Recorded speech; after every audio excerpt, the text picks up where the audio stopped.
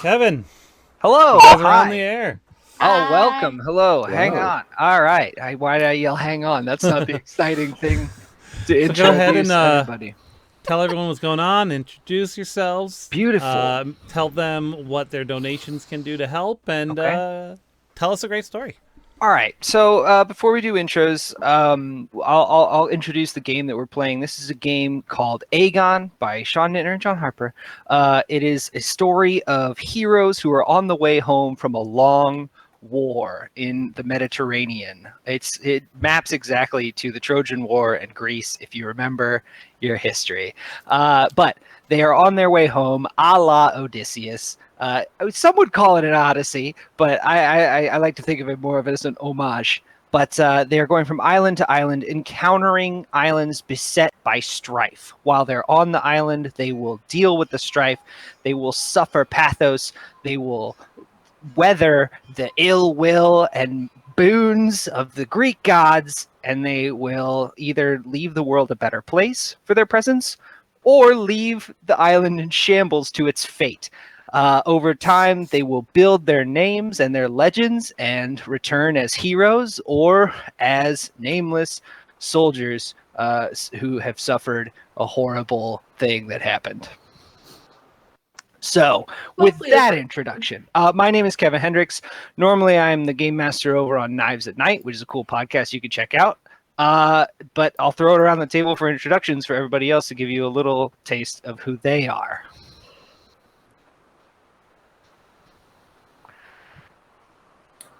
I can go. I'm JJ Sutton. I use they them pronouns, and I do not have much of an internet presence in terms of streaming, so I'm just happy to be here.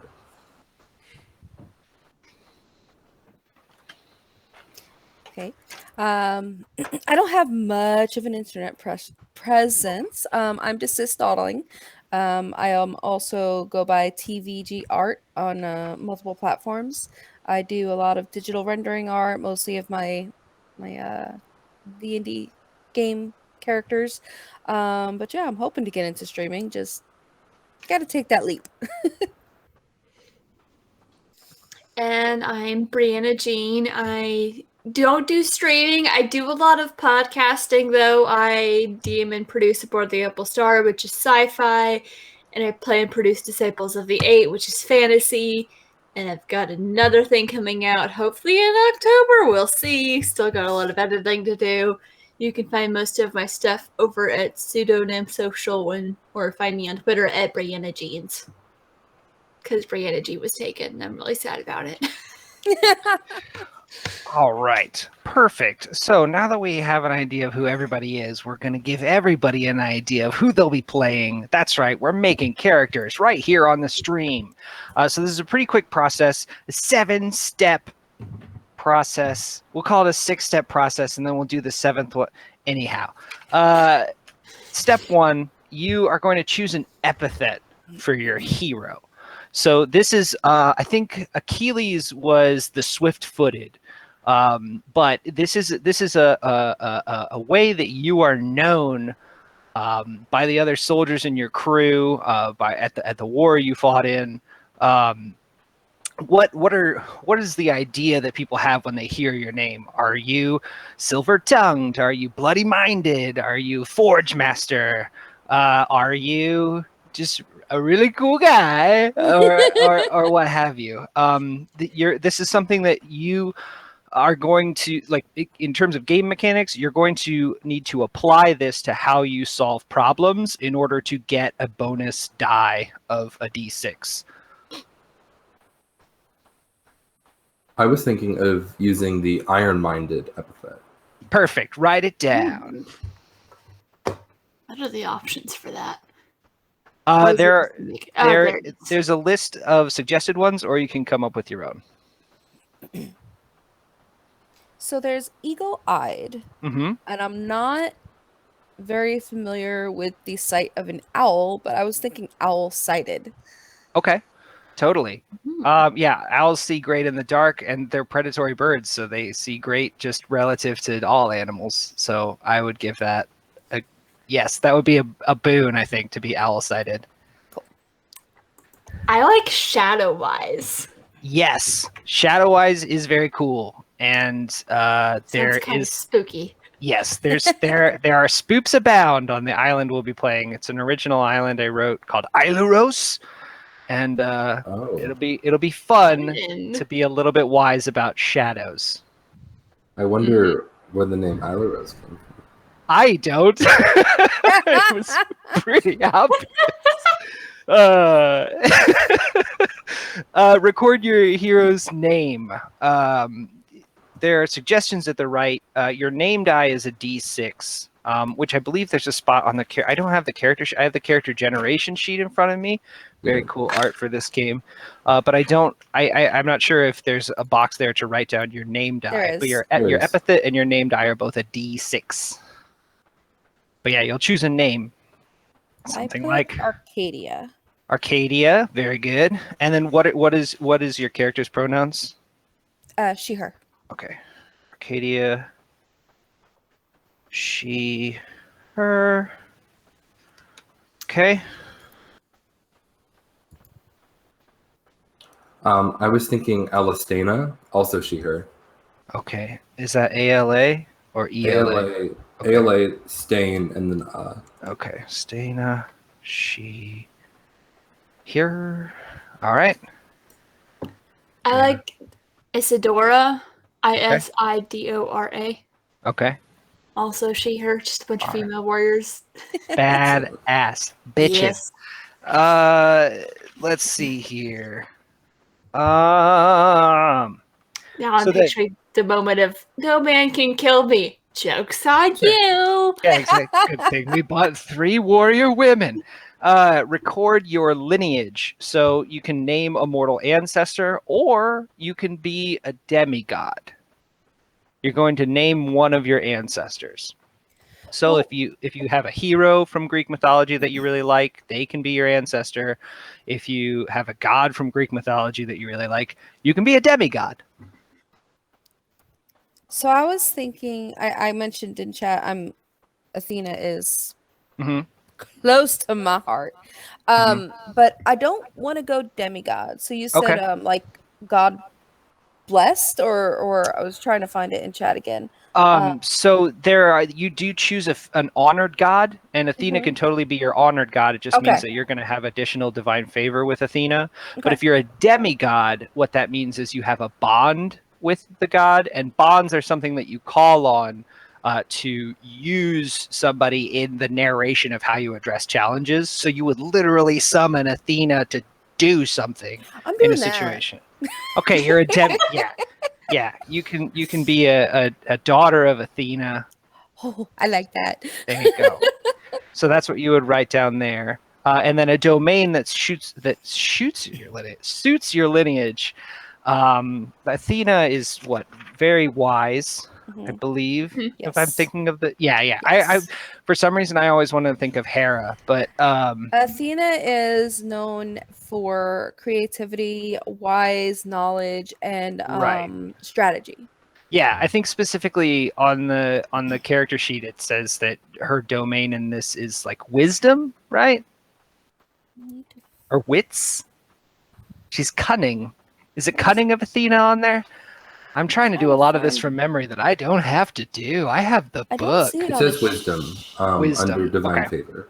Yeah. Yeah. Okay. But It's her like, I don't symbol know where to is the find one it. for the craft and reason domain. The alpha. Yes. Yeah. So that would be okay. Yeah. Subtlety, deviousness, and cleverness are more associated with Hera. I told you that I get those two confused. Yes. Athena We're is a so goddess of different. We're wisdom gonna and have war. to talk after this. I'm just saying. Yeah, wisdom is her specific domain, and also there are some sub terms here: foresight, discernment, and prudence. So, yeah, again, that sort of cunning, strategy-minded, the kind of person whose champion would come up with, "Let's put everybody in a horse and see if they take it." Hey, it worked. Yeah, no, exactly. I don't have the foresight of Athena to be like, "Well, that would work," but Odysseus did. There you go. Because it's weird. Mhm. I'm Oh, yeah. like, who in the world would think of that? Well, Odysseus just had a deep understanding of the Trojans. Well, I think They he love said that it was horse. a gift from Athena, and they were scared to risk Athena's wrath. Oh. That too. Yeah. You don't want to piss off the gods, as Odysseus soon learned. Right. Right.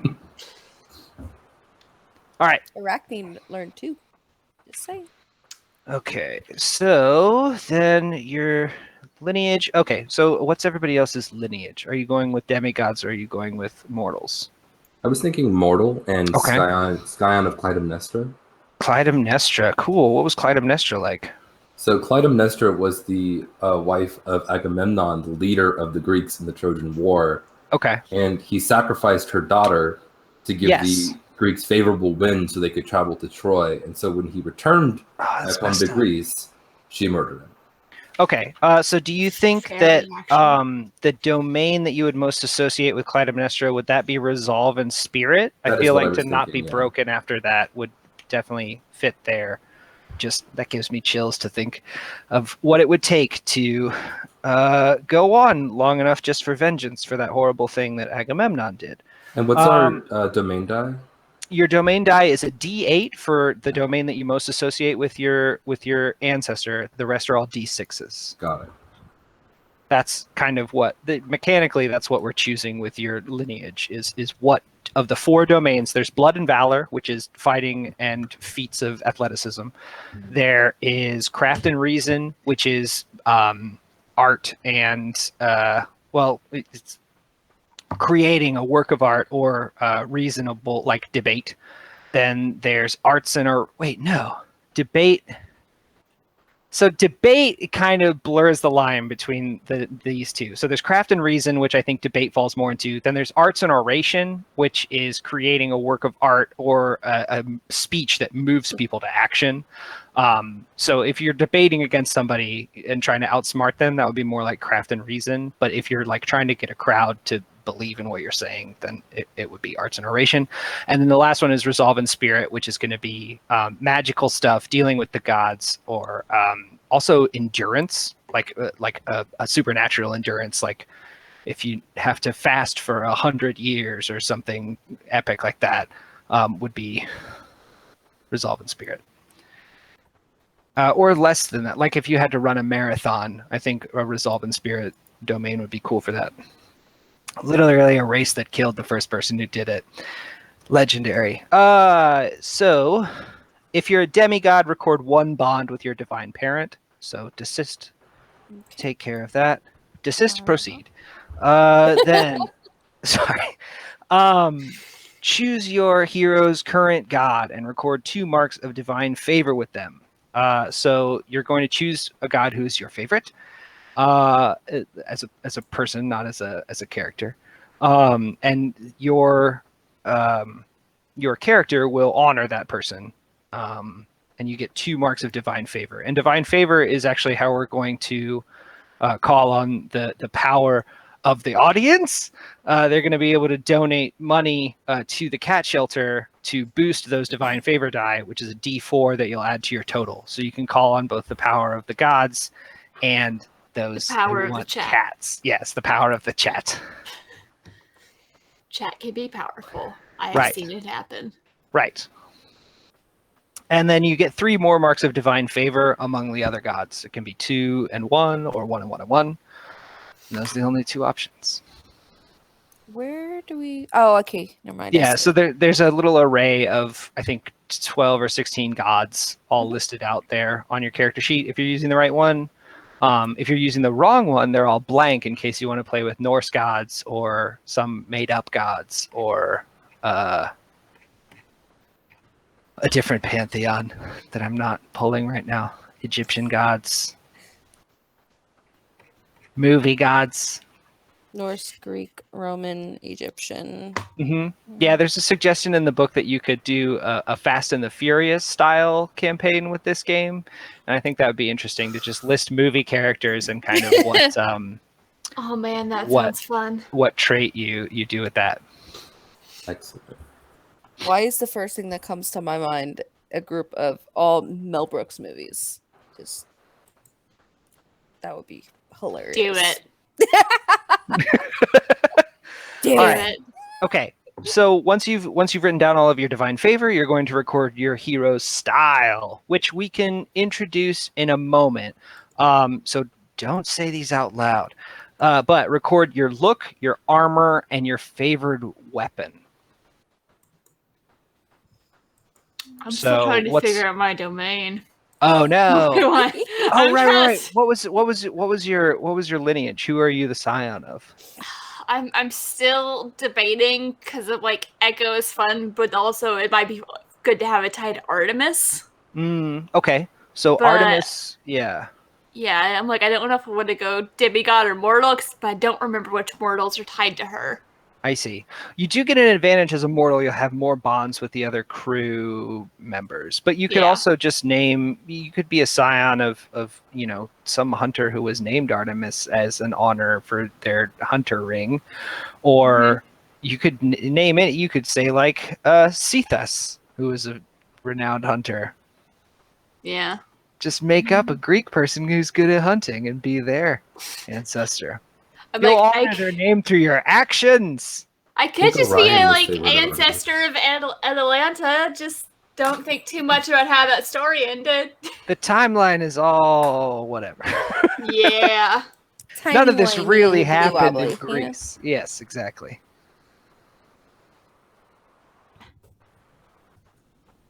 Yeah, you'll literally be sailing through a cosmic mist that blurs the reality of where you are. It's all dreamy and phantasmagorical. So I'm descendant of Atlanta. She eventually got turned back into a human or something after getting turned into, was it a lion or a tiger? I don't remember. I don't know. So that might be blood and valor. Hunting and being descended from a person who spent time as a tiger would probably give you a bit more flavor toward blood and valor. Very cool. If you want your character, your choice. So once everyone is ready, we'll introduce ourselves and write down the other heroes' names in the bonds section of your hero sheet. Demigod heroes will record 1 bond with each other hero. Mortal heroes get 2 bonds with each other hero. So who wants to introduce their character first? And you'll just go down, you'll say your character's name, their pronouns, their look, their lineage, and whatnot. Just introduce yourselves. What is it like to look upon your character? So I'll go ahead and go. So Arcadia, she, her, is a sharp-eyed, dark-haired, athletic form, wearing dark armor and wields a spear and a shield. Cool beans.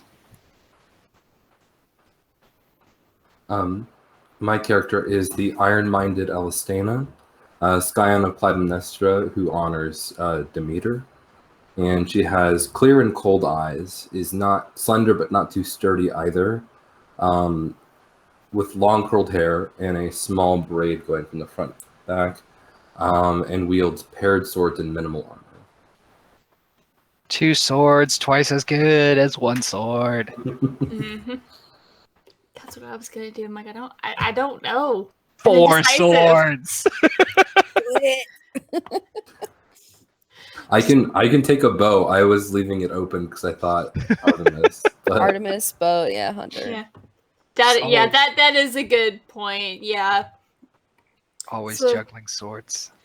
Isadora, the shadow-wise scion of Atlanta, and who honors Artemis. Let's see.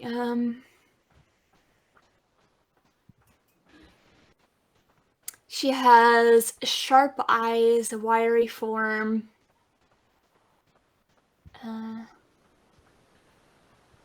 Hair pulled back in a ponytail, because that makes the most sense when you're out hunting. Oh yeah, don't want to get wearing dark armor. She carries a bow and arrow, and she moves like a panther through the shadows. Nice. Dope. All right.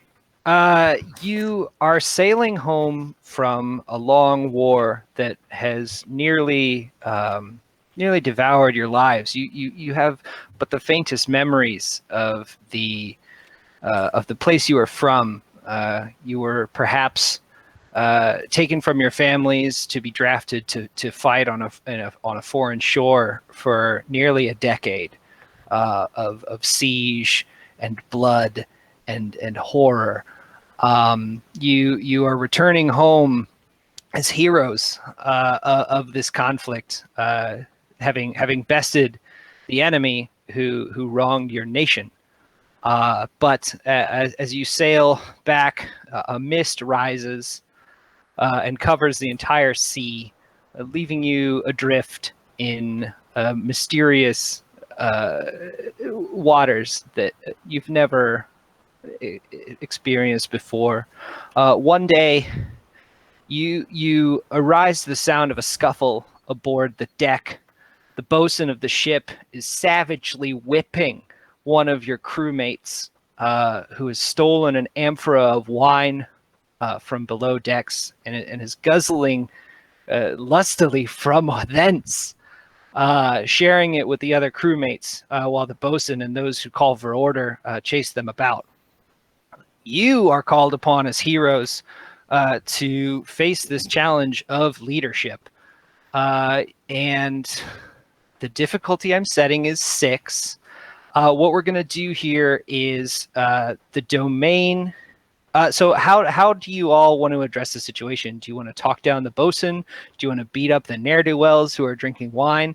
Do you just want to start a party that's so awesome that everybody's cool with the drinking of the wine, or what have you? What is your general? We'll pick a leader in a moment from this leadership challenge, but for now, what's the vibe of the crew? How do you want to approach this?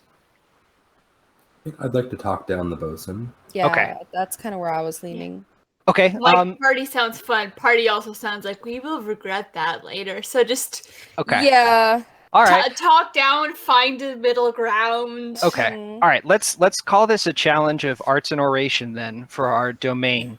So you're going to announce your participation in this challenge. I will say, who among you will face this challenge of arts and oration to tamp down the mood of the weary crew and stop the bad bosun from beating the boys?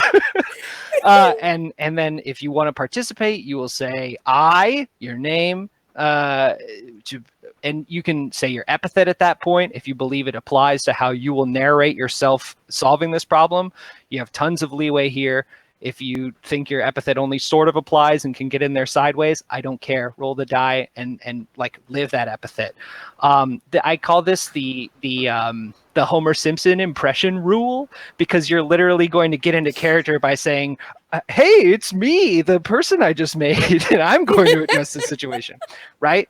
And you can declare if you're using any bonds or any divine favor. For a challenge rating of 6, I wouldn't recommend it, but and yeah, so anybody who wants to participate in this, we'll practice this. I'll help you out. If you forget anything, just we'll be totally cool about it.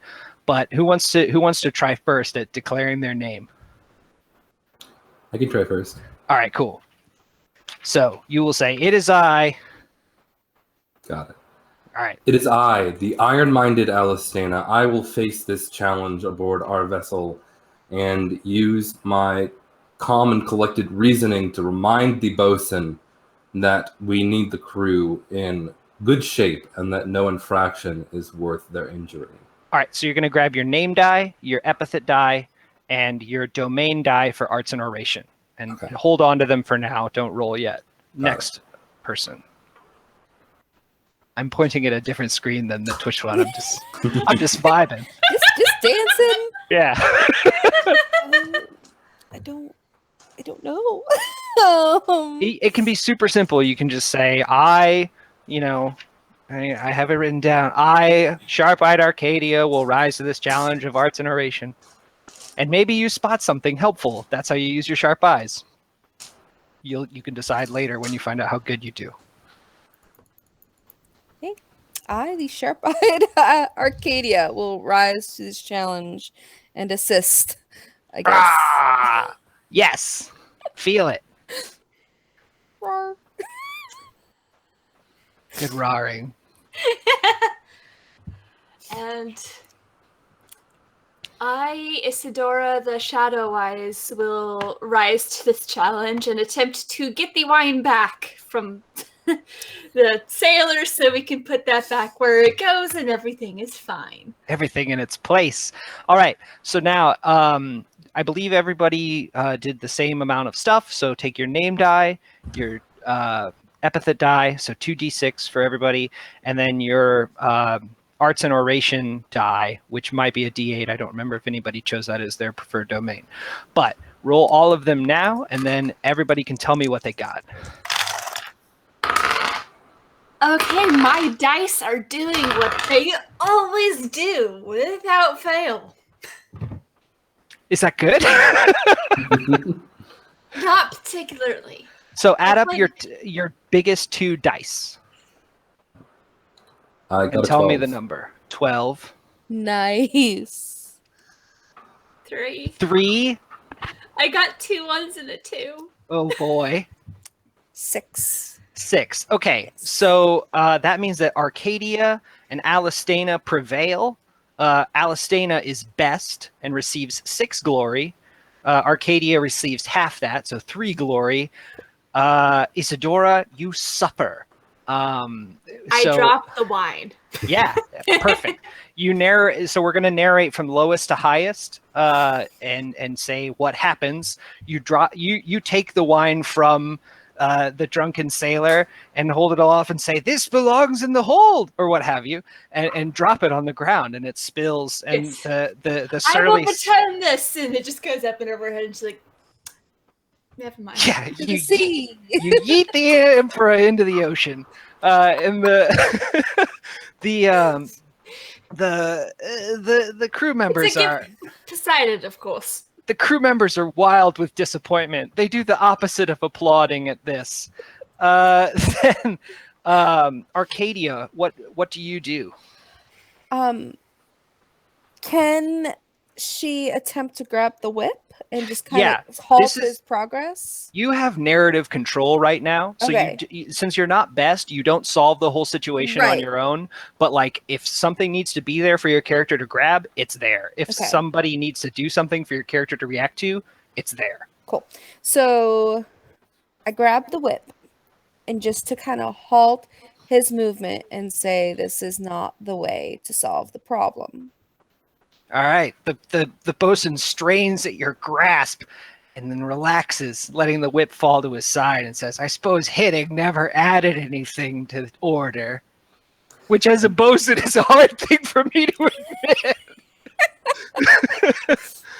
Alistana, you are best. How do you rally the crew behind your leadership? After Arcadia calms down the bosun, I speak to him and tell him to refrain from such harsh punishments in the future. But I do encourage. I'd say that after that happens, we bring out one of the, since the crew's clearly so restless, we bring out one of the amphoras of wine to allow them a little bit of leeway after being so harshly punished. All right, And after having their amphora accidentally yeeted off the ship. A modest bacchanal ensues. I guess Dionysanal, sorry, ensues with the party enjoying the fellowship of the relative peace after the bosun has been calmed. Wine is passed around, and a deep sleep rolls over the crew. Late night, Alistana, the iron-minded, sits on the deck and witnesses a sign of the gods. 2 motifs written in the stars that you glimpse through the mist. The first is a sign, and these, as the leader for the island, JJ, you will be free to interpret what the gods are saying, and you'll also have the final vote, unless somebody uses a bond with you, over how to address certain problems. So good job, you get glory, and you're a little bit in charge. It's still a cooperative thing. If you love somebody else's idea, you're allowed to use it. Anywho, the the motifs written among the stars are first a sign of Hecate, who shows you the sign of a tomcat, mangy and bare, with an empty of meat, the bones of a fish slurping from its mouth.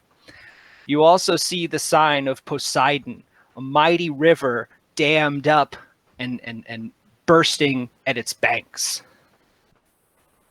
The mist rolls in and clears, and through on the horizon you see a beautiful island. You know it in your heart to be called Aileros. And you pull up upon the shore to make camp and find supplies.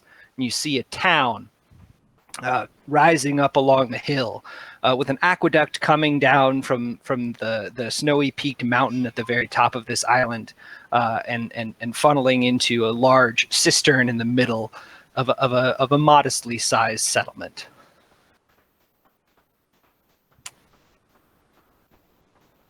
I suppose we should approach the town. Okay. As you approach the town, you notice an eerie absence of people. You are beset on all sides by empty streets, empty storefronts, and empty shop carts. As you round a corner, you and your crew see a number of cats, 6 or 7 cats, playing in the street. Some of them fighting each other, some of them picking through a cart that is overturned. And as they see you, they walk towards you with a purpose. You've never seen a cat walk toward a person. And as you back down the street away from them, more cats pour out of the alleys, howling with a wild madness. Meow! For example, is one of the calls that you hear. And you are swept away on a tide of cats toward the cistern in the center of town. So you face something from my notes, which is the herd of cats, the innumerable and relentless. So that is herd of cats is a D6 name die. Innumerable is a D6, and relentless is a D8, and makes them perilous, which means that if you suffer in this conflict, you will mark pathos.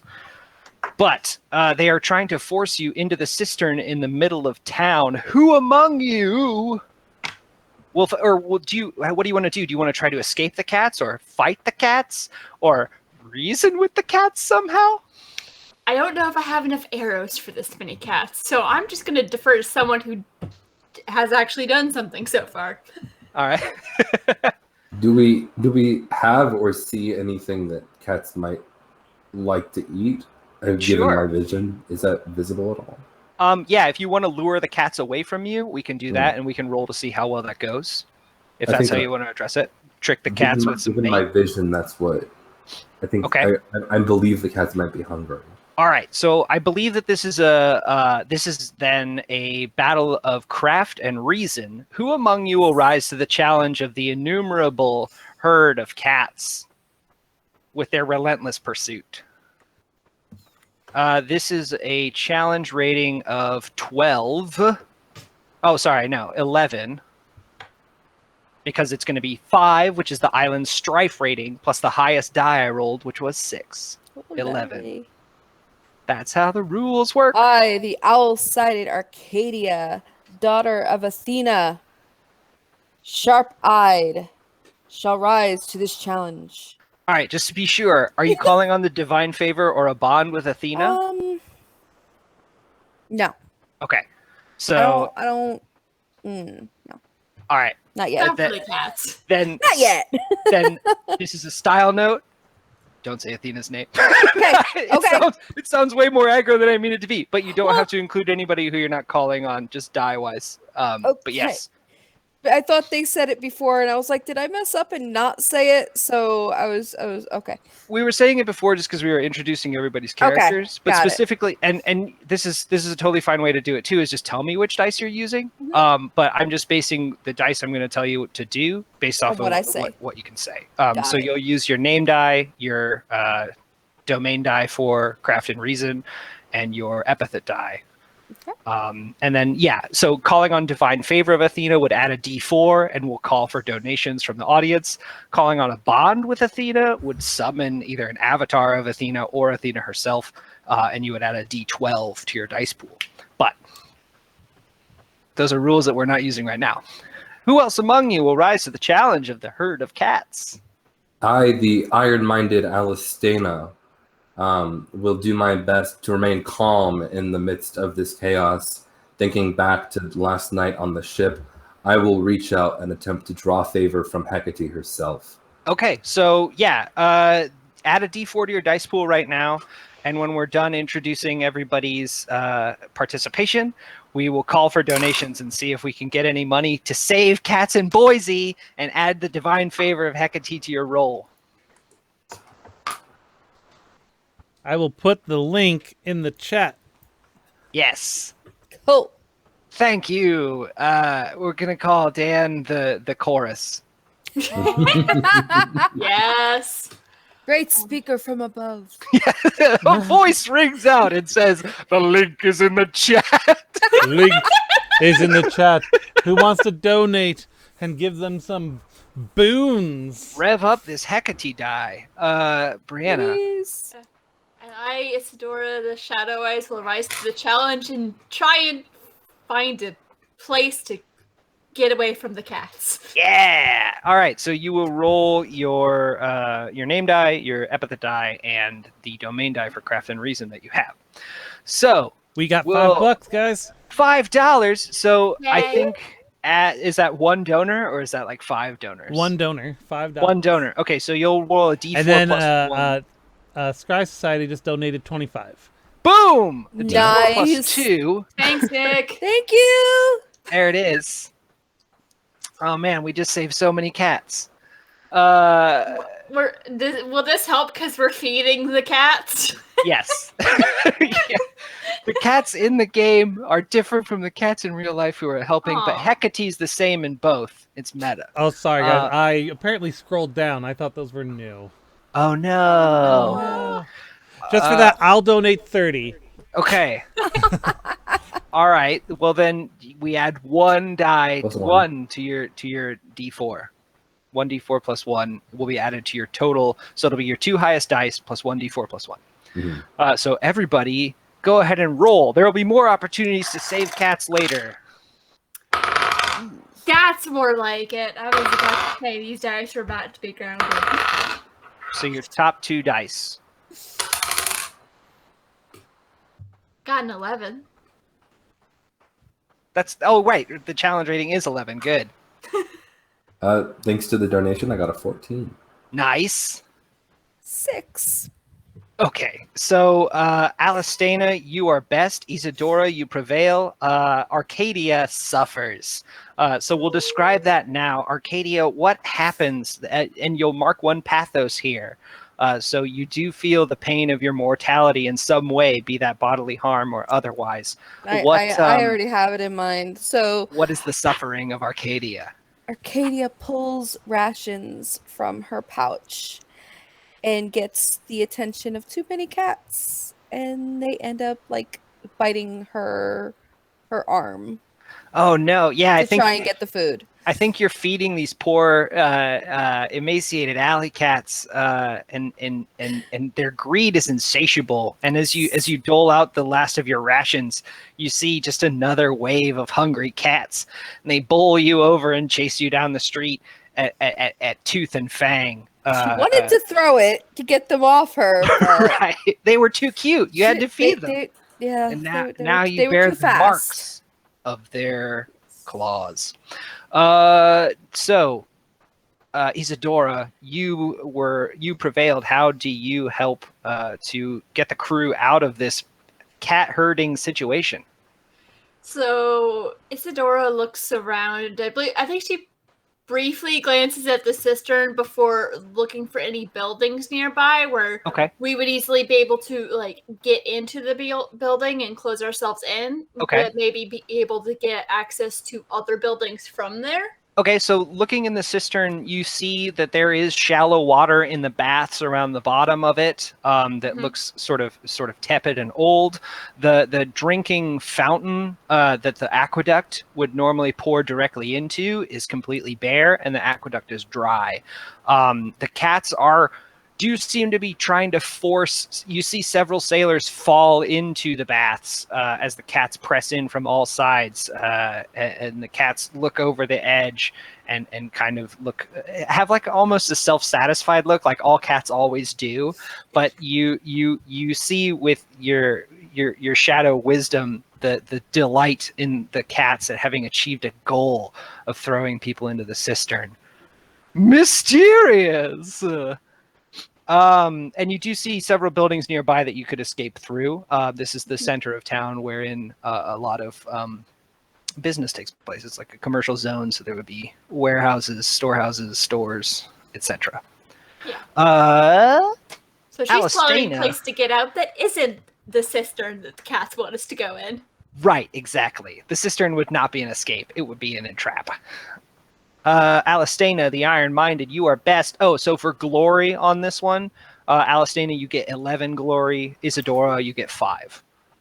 And what happens with glory, if anything? So glory is kind of points. So there's a little bit of a competitive element to this game where whoever has the most glory at the end will be the leader for the next island.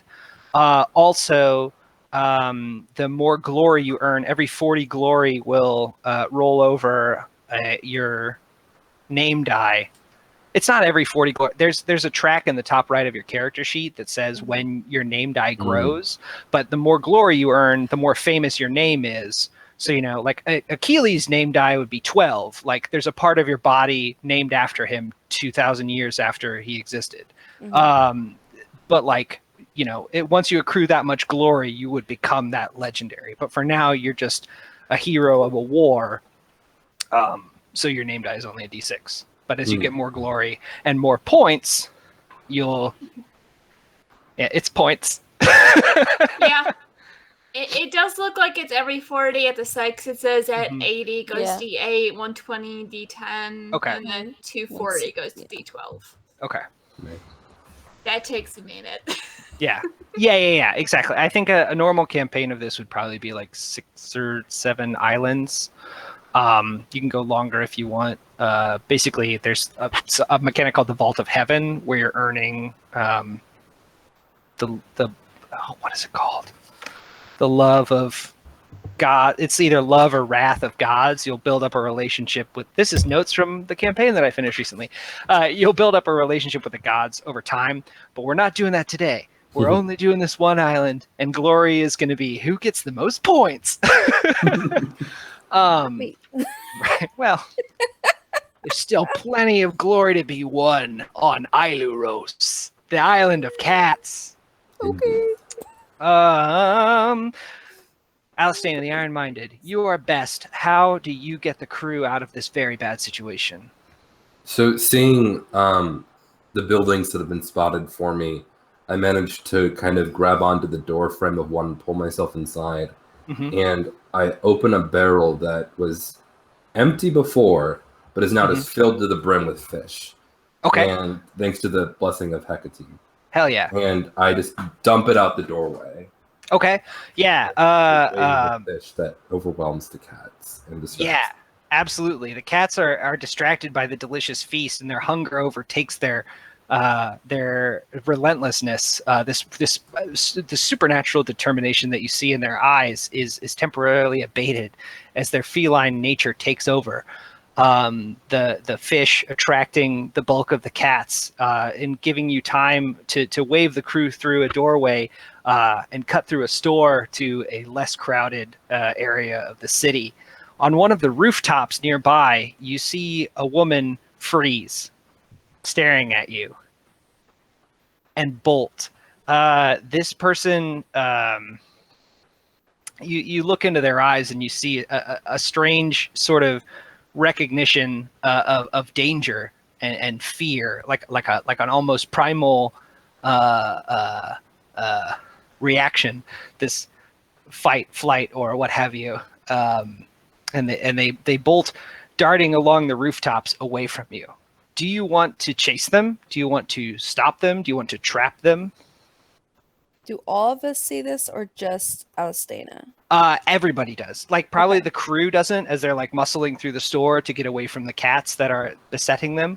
But the three of the champions all see. We're past the rolling part and we're into more of a free exploration thing.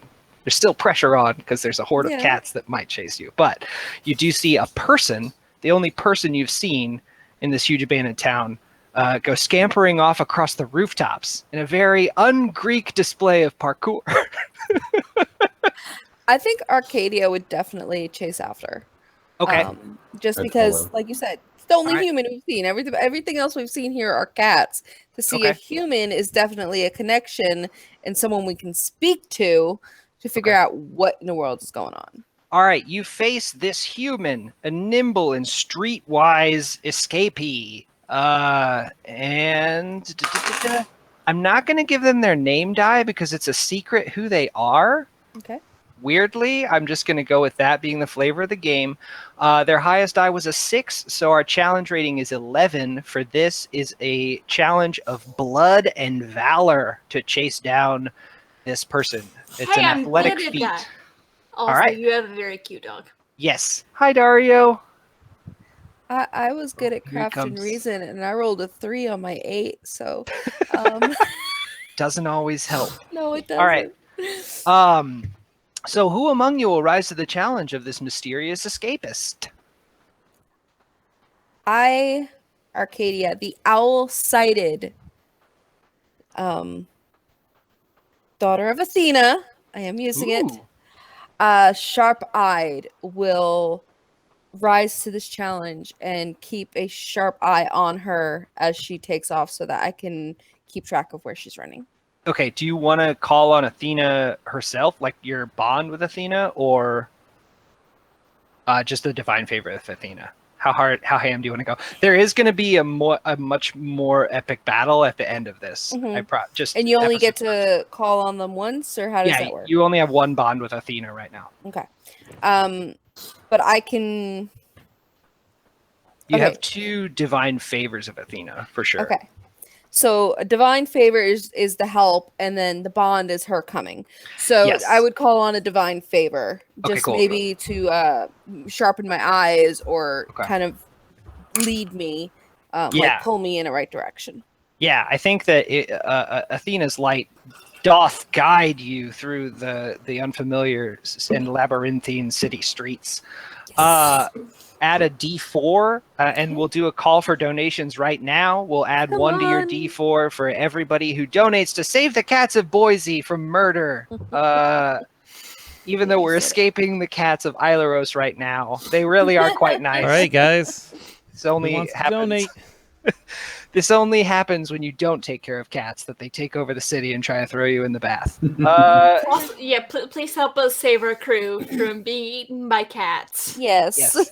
Be bad. Be bad to be eaten by cats. And only you can help enough Boisean cats. The correct donation link is in the chat. All right, who else among you will rise to the challenge of the mysterious escape? I, the iron-minded... Oh, sorry, no, that's wrong.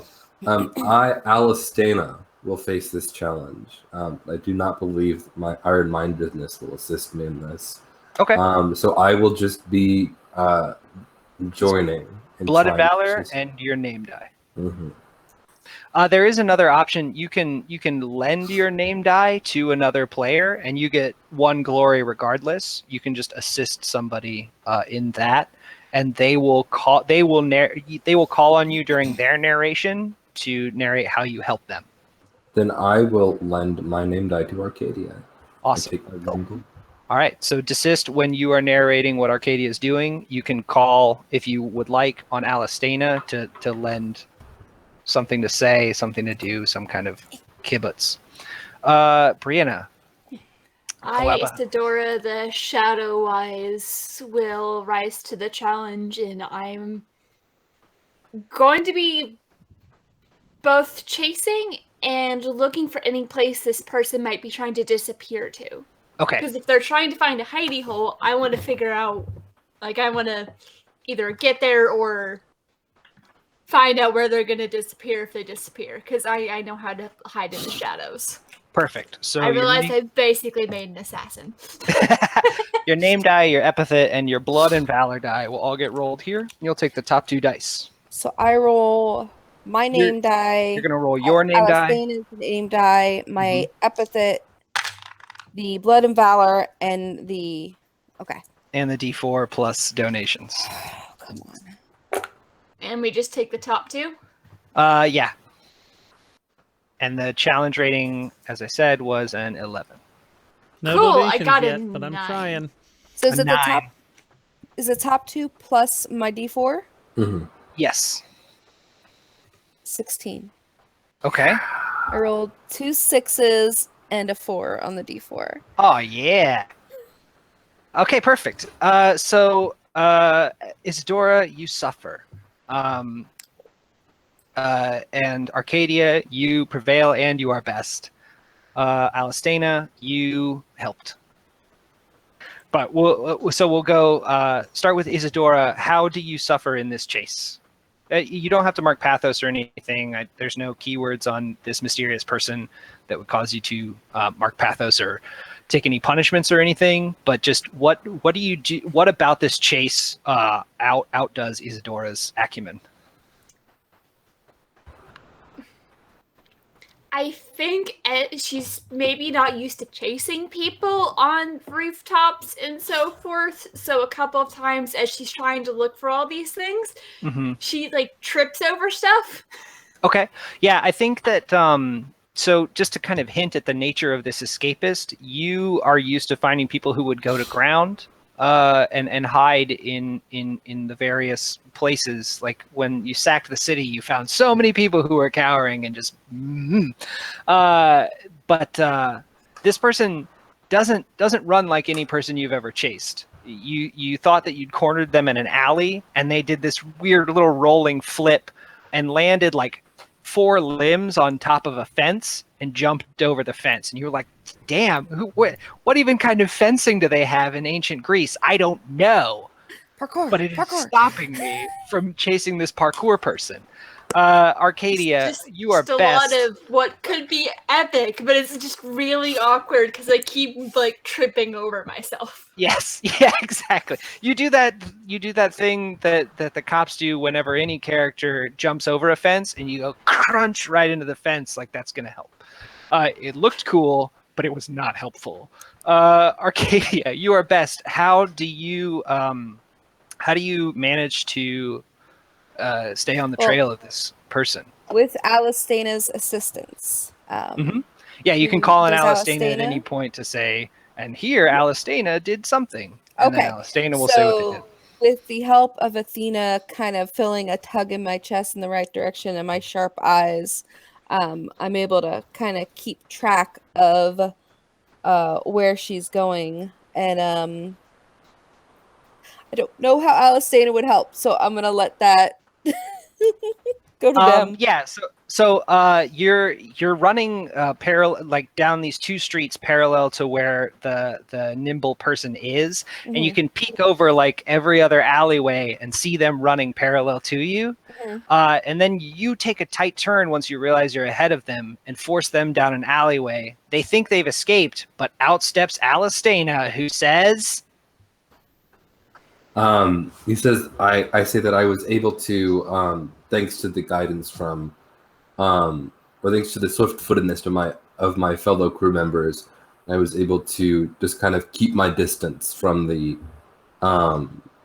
chase and just kind of watch where people were going. And that's how I just managed to step around to this alleyway that they got cornered in, kind of barely moving from where we started. You head off the... Yeah, you head off the person at the pass, and they skid to a halt, and they run backwards. They're only a few feet ahead of Arcadia when they disappear into a cave near the base of the aqueduct. So you have chased them to where they were. Good chase. Now Isadora catches up, and she's trying to dislodge her foot from a bucket. Right. So Clunk. glory-wise for that, Arcadia, you got 11. Alistana, you get 1. All right, so you are at the mouth of a cave, which is nearby a small cottage near where the brooks and streams and what have you that would come down from the mountain would normally flow into the top of this aqueduct. What do you want to check out? What questions do you have? Just want to note that someone donated $10. If you want to make a note of that for the next time we need Okay. to add. Yay! Awesome. Thank you. Yes, the gods smile upon your cat chasing. Or person chasing, rather. Both. We're cat fleeing. We are Right. fleeing. Yes, you're cat fleeing and person chasing. So are we? You said we're at the mouth of a cave near the Yes. Yes, the nimble person disappeared into the mouth of this cave. There is also a cottage nearby, and you are at the root of an aqueduct. The head of an aqueduct, I guess. If anybody wants to correct me on the the anatomy of an aqueduct. So we lost track of which direction she went? No, she's cornered in this cave. You can go Okay. in and confront her, or you can check out this cottage and see what's up with that. Or you could be like, what's up with this aqueduct? Maybe I can fix that. Who knows? Arcadia will, with her shield up but spear down. So Okay. not threatening, but protective of herself. Okay. She's gonna kind of slowly step forward to the woman and say, like, we're not here to hurt you. Okay. We're here to figure out if we can help. All right. You step into the cave with your shield raised, and the scene that greets you is a little bit strange. You see a woman sitting in a chair. This is a different woman from the one you saw. The woman that you chased through the streets is on all fours in front of this woman, laying her head against her the knee of her long flowing robe. It's a black robe with purple embroidery and a dark sash. And this woman greets you and says, "I see you have chased one of my children through the city. Welcome to my home, travelers." This is sketchy. Arcadia Yeah, would this- step This back. is weird. Yeah. She would take, like, after seeing the woman and the odd movement of the other woman that they chased, she's gonna take 2 steps backwards Okay, yeah. away yeah, from like, I'm not Yeah. getting any closer to this than Yeah. I need to, because this is just You weird. come in the cave. You see this woman and her attendants. Back. Are there more than 2 individuals in the cave, or is it just the 2? Yeah, no, there's this woman, there's the woman you chased. There's also several other men and women kind of lurking in the background. One of them is sitting on top of a dresser looking down at you. One of them is peering at the fire, sort of lounging with their hands folded and their feet tucked up behind them in this kind of pose. So they are acting like felines. Their kind If of that movements helps- and stuff are cat-like. If that helps you imagine it, yeah. I think Isidora's also the kind of stepping into the cave, but kind of around, Okay. taking a bit of a different angle, Yeah, I think the 3 of you bow can and arrow form up. out, but not actively pointing it at anybody. It's just I'm walking into a cave. All right. Yeah, I Anything. think the 3 of you can take sort of a tactical position at this woman who is rather congenially like just sort of waving to you and waiting for you to greet her.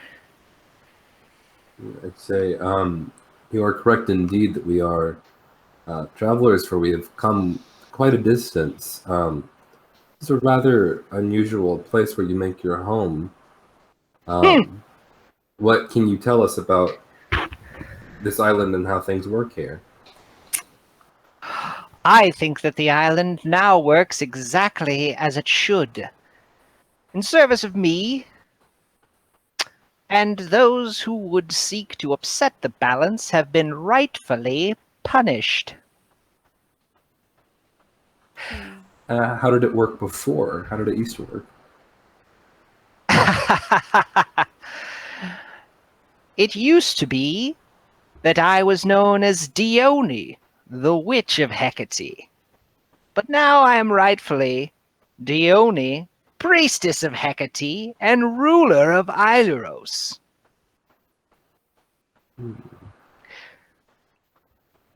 She smiles and kind of scratches this woman behind the ears, who's nuzzling her knee in a way that is just unsettlingly tense. She's turning all the people of this town into cats. Mm.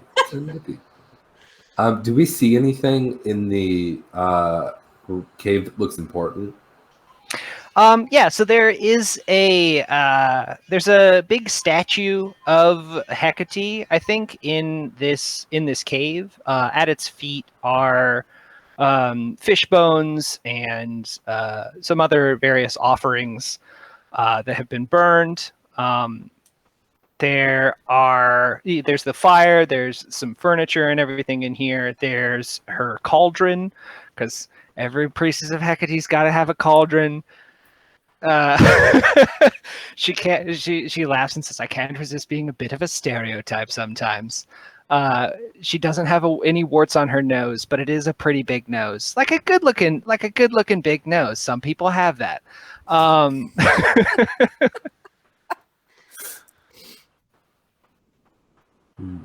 I guess the door's gonna look to the Wimbers, and she knows is also close to Hecate. That's what I'm doing. Is like just kind of watching Alistana. Like, Well, what do you think? glancing to Alistana, also keeping an eye on the people that are acting like cats and the weird witchy lady. Will you be staying long? She asks, with crazy eyes. Just mean, threatening eyes. Bigger eyes than necessary.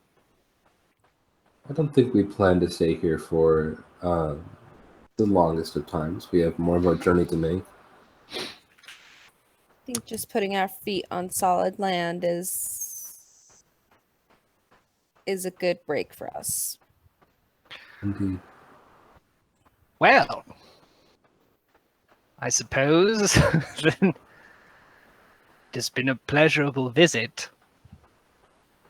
She narrows her eyes, kind of suspicious of your motives. We're suspicious of her motives. Right? All right. Do you want to interrogate Arcadia her? will take kind of bow. Oh, sorry. Go ahead. Do you want to interrogate her and figure out like what's up with this witch lady? Because we could do a battle of craft and reason. I'm not great at that, but Challenge I do want to ask one thing. Yeah, I mean, you could try to beat up all the cat people and like subdue it with blood and valor. You could battle this witch. You could Not yet. Okay. First, I would like to. Isadora is going to ask her, do you have plans for once you're done fixing this island? You going to stay here, or what are you going to do? Oh wait, you're asking Dione? Yes. Oh, she said I'm perfectly content to stay here. This was my home, and now that it's better, it shall remain my home. Okay, so she's not planning on turning the entire world into cats. No. Only those deserving of punishment have received the wrath of Hecate. Isadora's looking. She licks her teeth unsettlingly because I did that and I thought it fit the character. It does. Yeah, Isadora's deferring again. It's like, does this sound like Hecate? I thank the priestess and I leave. Okay. As long as everybody else doesn't have anything else to do. I'm gonna leave. I'm gonna keep my bow and arrow out and keep an eye, but I'm gonna leave. Okay. So yeah, the sort of mystery of this island is, why were the cats trying to push you into the cistern? Why is everybody cats? What's the deal with these people in Dione's lair? We'll call it a lair. And where's all the water? Exactly. I think, given my other vision of a blocked dam, I'm very curious about the cistern and the aqueduct. Okay. So I think maybe we could investigate the cistern or go up to the top of the mountain and see what's wrong with the aqueduct. Okay. And maybe that will do something to interrupt All right. Dione's magic. Yeah, let's do a quick challenge of resolve and spirit to climb up to the top of this mountain. I'm gonna say the Mount Aileros, I guess is what they would call it, is a D6. It's just a pretty impressive but not legendary landform. But there is an unnatural blight about it. I'll roll another D6. The difficulty of this challenge is only going to be a 9. So 5, the strife level, plus 4, which was the higher of the 2 D6s I rolled. Who among you will face this challenge of craft and reason? Of resolve and spirit from mountain climbing?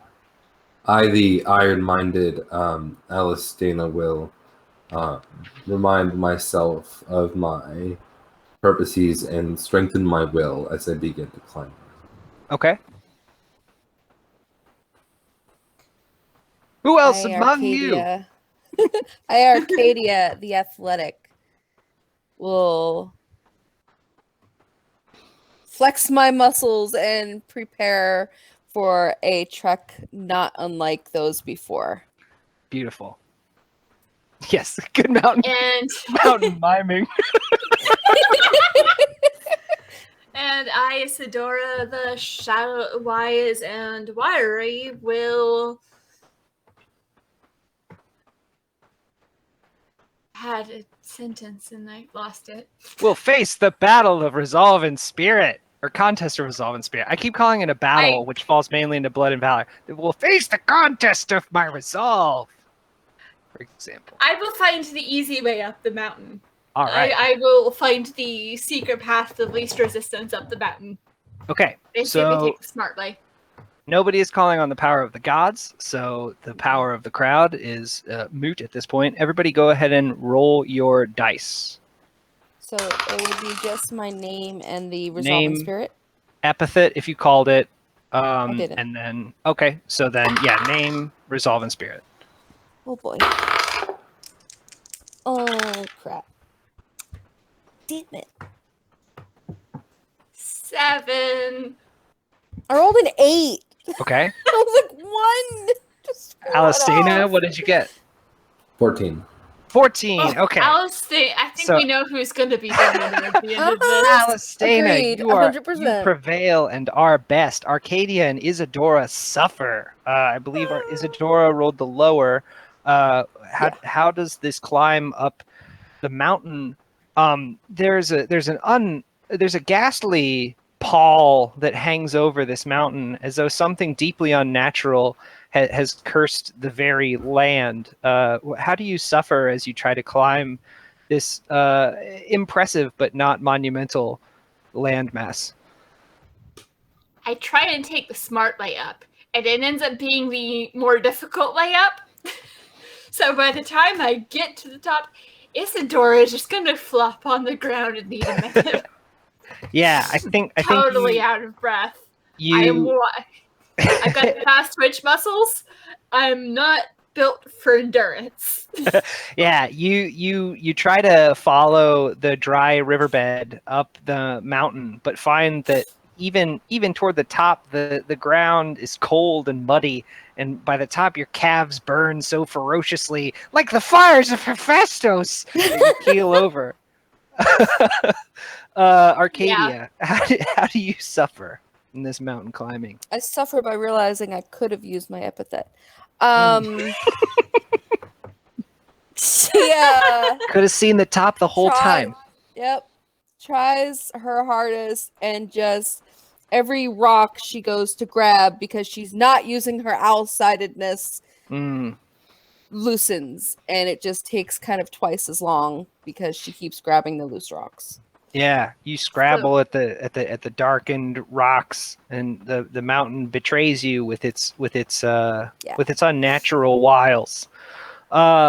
We both just Alistina. flop on the ground, starfish, and try and remember how breathing works for a good 5 minutes. Alistina, your crewmates collapse behind you in an exhausted heap while you commune with the peak of Mount Aileros. How do you prevail? I use breathing techniques as I climb to enhance my my resolve. Just like that like rhythm, rhythmatic breathing. And I'm just like a hiker every Sunday afternoon. I'm just going right up. Yeah, you control your breath in such a way that you easily mount the top of the mountain. You summit the mountain. That mount the top of a mountain is not the way I wanted to say summit Mount Aileros. And commune there with the spirit of the mountain, which you realize is named the Potamoy. Sorry if I'm saying that wrong. Who is the patron god of this river that runs down from Mount Aileros is named Nikos, and you realize that his spirit is absent in the river of this place. Normally his waters and his bounty would bless Aileros with all of this water and snow, but this unnatural blight that has fallen over the island is due to the absence of Nikos the Potamoi. Or Potamoi. Potamoi. Potamoi. I think the French call their river gods. I don't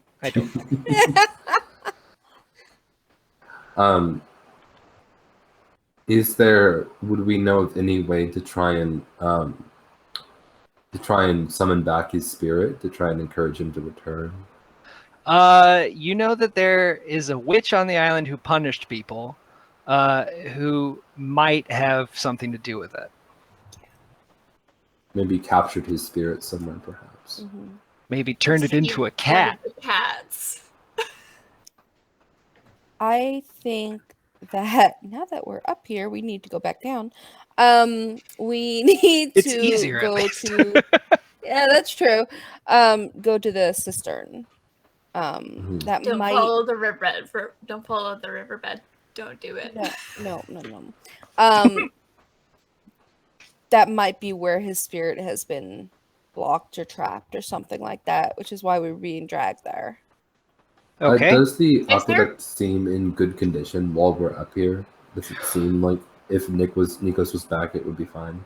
Yeah. The aqueduct is still well constructed. It's just there's no water flowing into it. Can we get to the aqueduct from here? Yeah. You would just follow the path of the mountain back down. Yeah, I was thinking we could instead of going to the cistern, follow the aqueduct to where follow that way instead of going through town, so we don't. Well, have the to deal with aqueduct cats. leads back to the witch, I thought. The aqueduct starts at the witch's house, at Dione's house. Okay.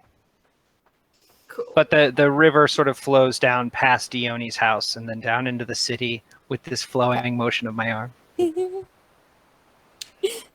I'm trying to think of a way to get to the sister where she won't. Hmm.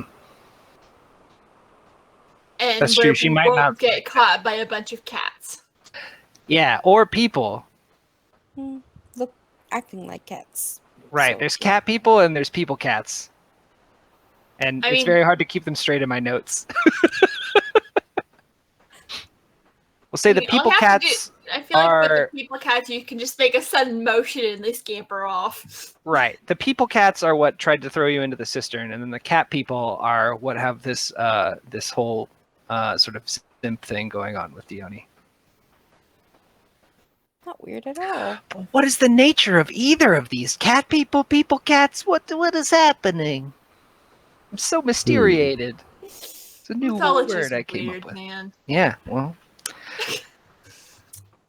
Time to find a way to the cistern, I guess. okay. Yep, So you I can just head back down the mountain and try and sneak there. okay. Mhm. And we specifically do not follow the riverbed again. Okay. So I think if you want to sneak back down to the cistern, potentially to find Nikos, is that Hmm. okay? I think that as you're making your way down the mountain and skirting around Dione's cave and cottage, you are on the streets of the city in Idaros, which is called something. It's just the people who live here on Idaros, this town. They don't have a separate name. But on the streets, you notice that you are surrounded on all sides on the rooftops by people looking down at you. Oh boy. Human people with a look in their eyes that you recognize is only possible if your eyes have a vertical iris. This glowing green malice as they bat boulders down off of the rooftops upon you. This is a challenge of blood and valor to fight them. Who among you will rise to the challenge of the cats of Idaros? The nimble and streetwise. The challenge rating here is going to be a D8 for the cats of Idaros, a D8 for the nimble, and a D8 for streetwise. So 5 plus 5 is 10. This is a blood and valor challenge with a rating of 10 to fight the cat people. I have a quick question. Yeah. So when looking at the instructions, when we were creating our characters, it says choose your hero's current honored god and record 2 marks of divine favor, and then it says record 3 more marks of divine favor among other gods. Yes. So we were good to do that, yeah? Yeah, absolutely. Okay. Yeah, so you should have had 5 total divine favor that you can use during the game. Cool. I just want to make sure. So this is... Who among you will rise to the challenge of blood and valor? The cats of Idaros, nimble and streetwise. I, the iron-minded Alistana, will steel myself from battle and call upon the conviction of Demeter to keep my swords true. Awesome. All right, so that means that if we get any donations between now and when we resolve the roll, we will add them to the extra donation that we have from the previous one. So right now we're at +1 for your D4 roll. But if anybody wants to help the cats of Boise, Idaho not be killed, now is the time to donate. Even though we are doing battle with the cats of Idaros. The cats of Idaros, it turns out, are jerks. Also, I want to note these that aren't cats, they're people that are cats. any donations that you put in also go towards virtual tickets to a raffle. We've got some really cool stuff, and the more you donate, the more likely you'll win. That's true. Okay. Thank you, Chorus.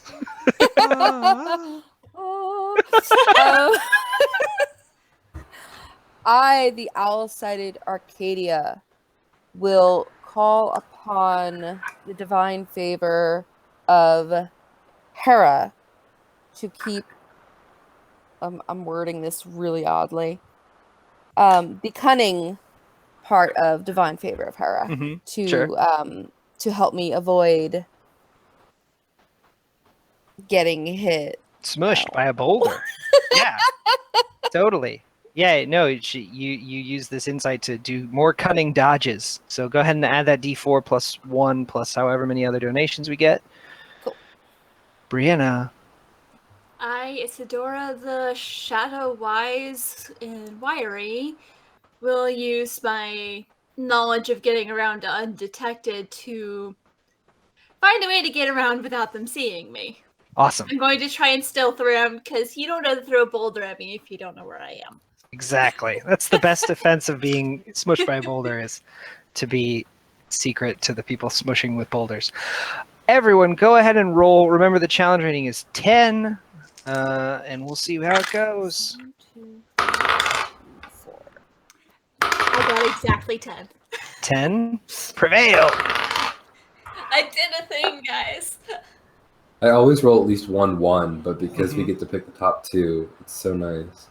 12. 12.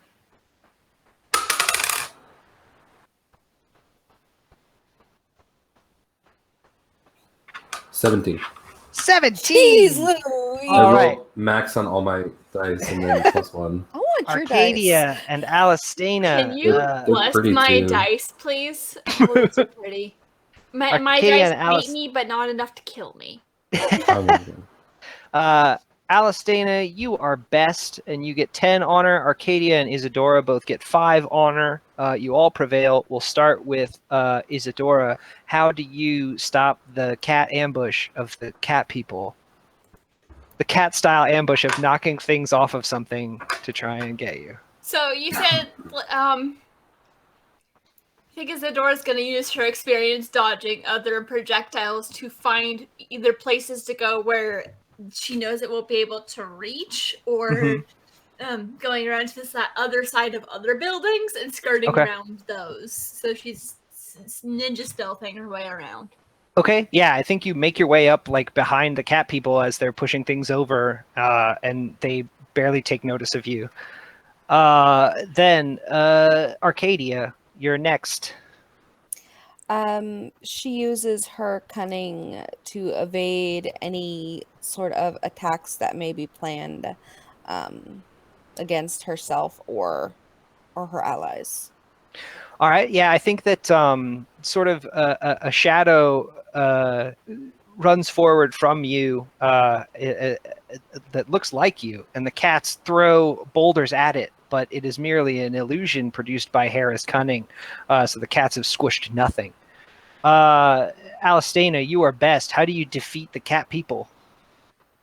With the distractions from the rest of my crew members, I just kind of take the brunt of the conflict, just allowing the my battle prowess and the divine favor of Demeter to just push me onward until the conflict is done. So I just kind of stand in the middle of the street, like fending off cat people and blocking most of the hits, but like sometimes just taking a boulder to the back and just keeping on going because I'm being pushed beyond the normal mortal means until cat people either flee or are defeated. Yeah, I think your steadfast battle of the cats has cowed them, and their cowardice takes over, and they bolt like they just saw a cucumber that was placed behind them without their notice. They take off toward Dione's. They take off toward Dione's cabin, and you are free to make your way down to the cistern where the people cats await with curious eyes. They see that you've returned. And have less of a murderous look about them almost, and one of them, a big fat tomcat, walks forward and sits down in front of you and sort of gives you this look. Meow is all that they can say. Does anybody speak cat? No. Arcadia will look at the cat and just be like, we can't understand you, but can you understand us? Okay, so I think to try and communicate with the people cats of Ilaros is a challenge of craft and reason to try and figure out this divine puzzle that has befallen the people. I will give you. I'll give you a D8 advantage die. Anybody who participates in this, because you've communed with Nikos. Actually, no, that would be honestly, it's a D12 advantage die. So everybody has one bond now with Nikos, and you can spend that either to avoid harm at a later date, or you can spend Nikos's bond to roll his name die along with this challenge. Cool. That's big. And yeah, let's just do one among the party. We can use it at some point. But who was best in the challenge to climb the mountain? It was JJ, right? It was, Yes. Okay, so yeah, Alistana, He you has the can best in everything. you can Alistana, you can call on Nikos's name die at any further challenge to help you with his water godliness. Okay. So here all right. Yeah. So who among you will rise to this challenge of craft and reason to try and figure out what's up with these cats? What's up? What's up, cats? Just trying to talk to you. You face the innumerable herd of people of Ailuros who have been transformed into cats. So a D6 for innumerable, a D6 for people of Ailuros, and I'm going to add a D8 for this epithet they have of transformed. That makes this challenge a total difficulty of 12. I rolled a 7 on my D8, so 12 is the challenge here. Who among you will rise to craft and reason with a literal herd of cats? I, the owl-sided Arcadia, rise to this challenge, calling on my favor of knowledge with Apollo for watching my knowledge of the movement of people compared to the movement of cats to kind of discern when they're responding to our communication attempts. Yeah. I think the grace of dance is under the domain of Apollo, and so the body language of these cats reads to you like a book per Apollo's guidance. Who else among you will rise to the challenge? The iron-minded Alistana will close my eyes and just focus intently, trying to reconnect to the bond I forged with Nikos on the top of Mount Ailuros. All right, so yeah, you roll your name, your epithet, your whatever, and your D12 Nikos die. Brianna. I think it might make most sense for Isadora to sit this one out and just keep an eye out for any approaching cat people. You Okay. can help. Yeah, who do you want to lend your name die to? I'll lend my name die to Desist because Okay. I think JJ is good. I do have a D12. Sorry. So, Already got help from Very good. Le Potamois. All right. Roll them. Did I do this one? Or actually, wait, we need to call for, if anybody wants to donate right now to the cats of Boise, Idaho, we'll add 1 to Desist's roll on her D4, on their D4. Sorry. Desist. All right, do you use they, them pronouns? She. Okay. I'm not offended if you use they, them, though, so Okay. it's okay. I realize I didn't ask. Come on, guys, donate. Let's get some more points for these guys. Gotta save these cats now. Now we're actually helping cats in the game, so it aligns with the fiction if you donate to help the cats. Please feed the kitties so we can save the kitties so the kitties don't feed on us. There's a lot of cat synergy happening. Yeah. ooh. So do I add the die from Brianna, or is it just still the top 2? It's still the top 2. Okay. Yep. Is it still The the only top die 2 that- for me as well? Yeah, the only die that adds is the D4 for Divine Favors. Then I fail with a 9. Oh, Nikos' spirit fails you. Yeah, I rolled a 4 on my D12. Probably because a Oh. river god who doesn't flow is just a punk.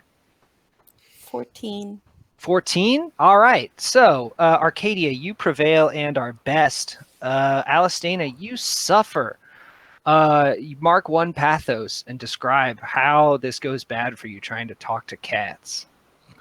So I just close my eyes and focus intently without anything to really guide me in my attempt. I just like try and like press my forehead to like Nico's cat, like very like cinematic style, and just get like scratched a little bit, and I just kind of sit down. Cat just starts Like, batting your take over. face. Yeah. I think Look at me! Look at me! I think as soon as you go to touch Nikos, like Nikos really wants your attention, Yeah. and like rubs up against your legs, and you go to pet Nikos, and Nikos goes, right? As soon as you try to, you try to return the affection. Arcadia, you are best. How do you communicate with these cats to figure out what's going on? She kneels down in front of the one that approached them and just speaks and watches, like all-sided, wide-eyed, and just pays attention to every single nuance of movement. And if there's like a flick of a tail that she misses, then Isadora kind of points it out, like, hey, you missed that. And we were able to kind of get through that. I help you double check your work. Yeah, you kind of do one of the cat's like dance moves back at Isadora, who kind of corrects you, and then oh yeah, there we go.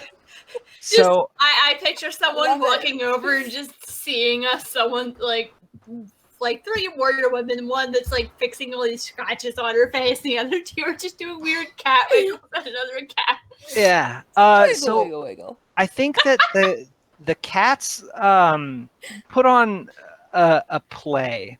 They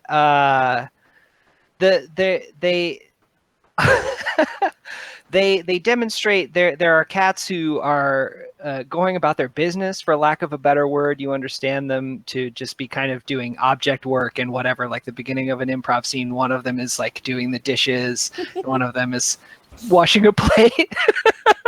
They're all wearing cat-sized Greek masks. Yeah, exactly. Yeah, they hold up a comedy mask, and one holds up a tragedy mask. And they sort of like take up this little amphitheater that they've pushed together out of an overturned fruit cart, and they perform for you the tragedy of Nikos. And Nikos was this glorious flowing river god, this Potamwa, who the people loved, and they would revel in the baths to honor Nikos. And Nikos was beloved among the people of the town, the cats tell you, and he was blessed by Poseidon to grant them the bounty of the river of the mountain, all of the sweet water that flowed down to help them survive here on their island. But one day, a priestess of Hecate was super mad at Nikos for some reason, and totally flew off the handle and like transformed everybody into cats. It was totally bogus or whatever. Who knows what she was up to? Why would she do that? What a jerk! Dude, mimes one of the cats, and and transformed all of the people into cats, and all of the cats into people. What a wild seems to indicate a cat with a flick of its tail. And you understand that Nikos is trapped here as a cat and unable to grant the bounty of the river to the people. Turning a god into a cat is a skill. Yeah. Well, I mean, it might be there. You mystery number 5. Why would the goddess of Hecate have so much wrath that she would do something as transgressive of one of the other gods as transforming their grandson? You know now that Nikos is the grandson of Poseidon, into a cat. Unless it's not really Hecate. What provoked Hecate's ire? what's missing from this story of a man who was just turned into a cat for some reason? Is there anybody's perspective you haven't gotten? Mysterious. We haven't asked Hecate, hey, hey guy, why'd you do that? Hmm. We didn't ask the priestess how they slighted her. Dione has a side of this story too. Mhm. The one side people usually forget in Greek mythology is Yes, the it's woman's side. the theme. Well, do we want That's to go right. check out the cottage by Dione's cave and see if there's any clues in there, and then we can go ask her? Totally, yeah. So you go to the cottage. It's rather uneventful, the trip there, because you've bested the cat people, and you've assuaged the people cats. They think you're working for them now, including Nikos. And you enter the cottage, and what you see is a scene that would that has the traditional markers of a relatively blissful home. You have you have a double bed that a couple would share. You have a richly appointed larder full of cheeses and wine, everything that you would need. Beautifully varnished pine floors and furniture that seems to have been crafted by the gods themselves as what you recognize. Who's the most religious one of you, would you say? If anybody wants to be particularly religious. But you recognize this as a set of furniture that you would give to somebody as a wedding gift. I feel like we might be different kinds of religious because one of us is the kid of a god. Yeah, that's true. It's like, well, do you believe in the gods? It's like, kind of. Yeah. I believe in my mom. Yeah, exactly. My mom's a real special lady. She's legit, man. Yeah, exactly. Yeah. No, in the Greek world, not believing in the gods is not a good thing. The real question is which god do you prefer? Right. It's hard to find an atheist in these times that hasn't been devoured by a hydra or sucked up into a whirlpool, trying to get around. It's like in D&D, where one of the first rules is the gods exist. Right. Yeah, exactly. It's just like, I don't think that cleric wasn't. No, that's not a real. Okay. He summoned a ray of light that melted my face, but it was probably just some kind of laser. I'm not about to admit that my face was melted by a god. And then the cleric's god comes up and is like, "What'd you say, punk?" Yeah, exactly. Oh, great. Some actor in a big suit with stilts is telling me that he lasered my face off. No, sir. My wounds just heal naturally very quickly. Fun tangent. Right. So, yeah, there are, things that were crafted in Olympus here in this newlyweds home. Are there any pictures? Is that a thing that would exist?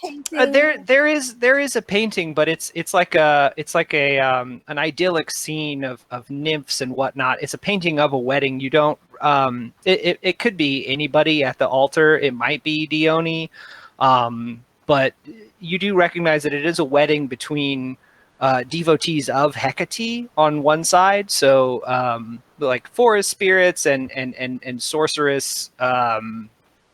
sorcerers, and then on the other side is Poseidon's realm. You have people on seahorses and a flowing sort of like people whose like clothes are made out of waterfalls and naiads just running and frolicking. I'll euphemize a little bit.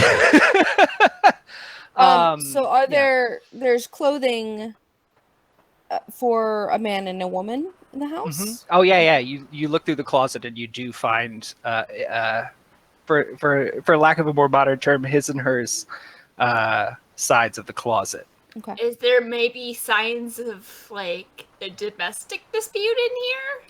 No, it's all pretty idyllic. Everything dusts itself. It's like immaculately clean. It's like there are servants who work here, almost. Like there's torches in the sconces that are lit, which you realize means that somebody has been here in the last couple of hours, or they're magical. So we could assume or know that this is Dione's home. Yeah, I think that makes sense. You're not seeing anything inconsistent with that. This is Dione's home and that she was married. Okay. Do we want to And go I don't speak want to to her? prod too much and be too rude within her home. Mm-hmm. I think we should definitely go talk to her. Okay. Yeah. All right. You enter the cave of Dione, and Arcadia, just kind of as we enter, Arcadia's shield is on her back, along with her spear. Like she is Okay. coming in unarmed, not threatening at all. Just kind of definitely a hey, we got off on the wrong foot here. Let's talk. All right. I also Isadora. She also her bow is slung on her back. It's in a way where she could easily like take it off. I feel like that's just how she normally has it. All right.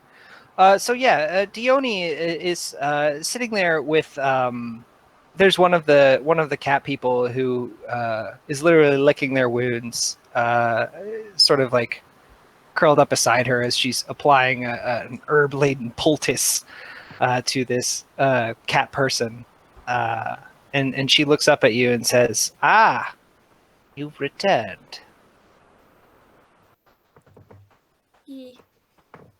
Yes, we wanted to get some of the story from you. Ah, Of what happened. you Also, see. we apologize. Okay, so to convince her that you're on the level and to get her to tell her tale of woe, let's do a contest of craft and reason, or of arts and oration if you think you can present a good speech. We'll defer to your discussion as a group, or if you want to spend a bond with Alistana, you can just override however you want to approach this. To kind of determine like what is the strategy here to convince her to converse with you and spill her secrets. I think that Arcadia will just assist Alistana in this one. Okay. Can Isadora also assist? Yeah. What the last challenge that we did, I don't know if did I get glory from that or Yeah, you would have gotten 12 glory. 12. Okay, because the difficulty was 12, right? I rolled a 7, added 5, 12. Okay. That sounds right. Yes, I think I'm right. We're going with that. 12 insofar as it matters. Since I'm the only one 1.5. rolling, it can be craft and reason. Okay, you're going to try and reason with her and say, you're going to try and convince her that you're here for good reason. So, I will call on the who cunning among of you will Herod. rise? Oh Okay. yes, I forgot to Who do the among whole you will introduction. rise to this challenge of craft and reason to convince? Okay, let me roll the dice here. So Dione, the priest of Hecate, is D8. She is devout, which means she is sacred, which means you must spend a divine favor to engage in this challenge. And she is scornful, I would say, in this particular situation. She's going through some stuff that makes her not particularly amicable to questions. This is a total difficulty of 11. If you want to participate in the challenge, you'll spend a divine favor right off, and then you can spend another divine favor to add the D4. I think the I would fact spend- that we're all women might help a little bit with this. Hopefully, yeah. Fingers crossed. So I, the iron-minded Alistana, will face this challenge, calling upon the cunning of Hera to guide me, and setting my resolve to connect with and understand what Dione has to offer. Do you want to use resolve and spirit to kind of connect over like this influence of Hecate that she has? Is that the domain you want? Okay. So go ahead and roll your name. Roll Isadora, you roll Arcadia, so 2 more d6, then roll your resolve and spirit, roll a d4 for the cunning of Hera, and I think that's it. And your epithet die too. Yeah, 4d6, a Good. d8, and a d4, I think it is. Right. and Okay. we're going for what did I say? 11. Yeah. And any donations? Oh yeah. Now is the call for you can help out the cats of Boise, Idaho, to not be killed in real life. If you donate now, you'll also help us convince Dione to relate her side of the story with Nikos, and figure out why the people are cats and the cats are people. So, Links in the chat, guys. Thank you, Cora. Yes. Okay. And my D8.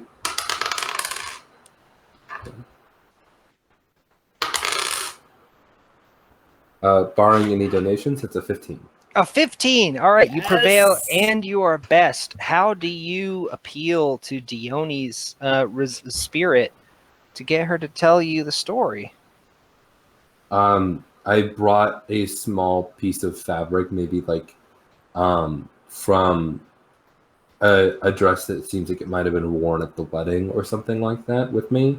Okay. And I just kind of offer it to Dione as like a way to jog her memory.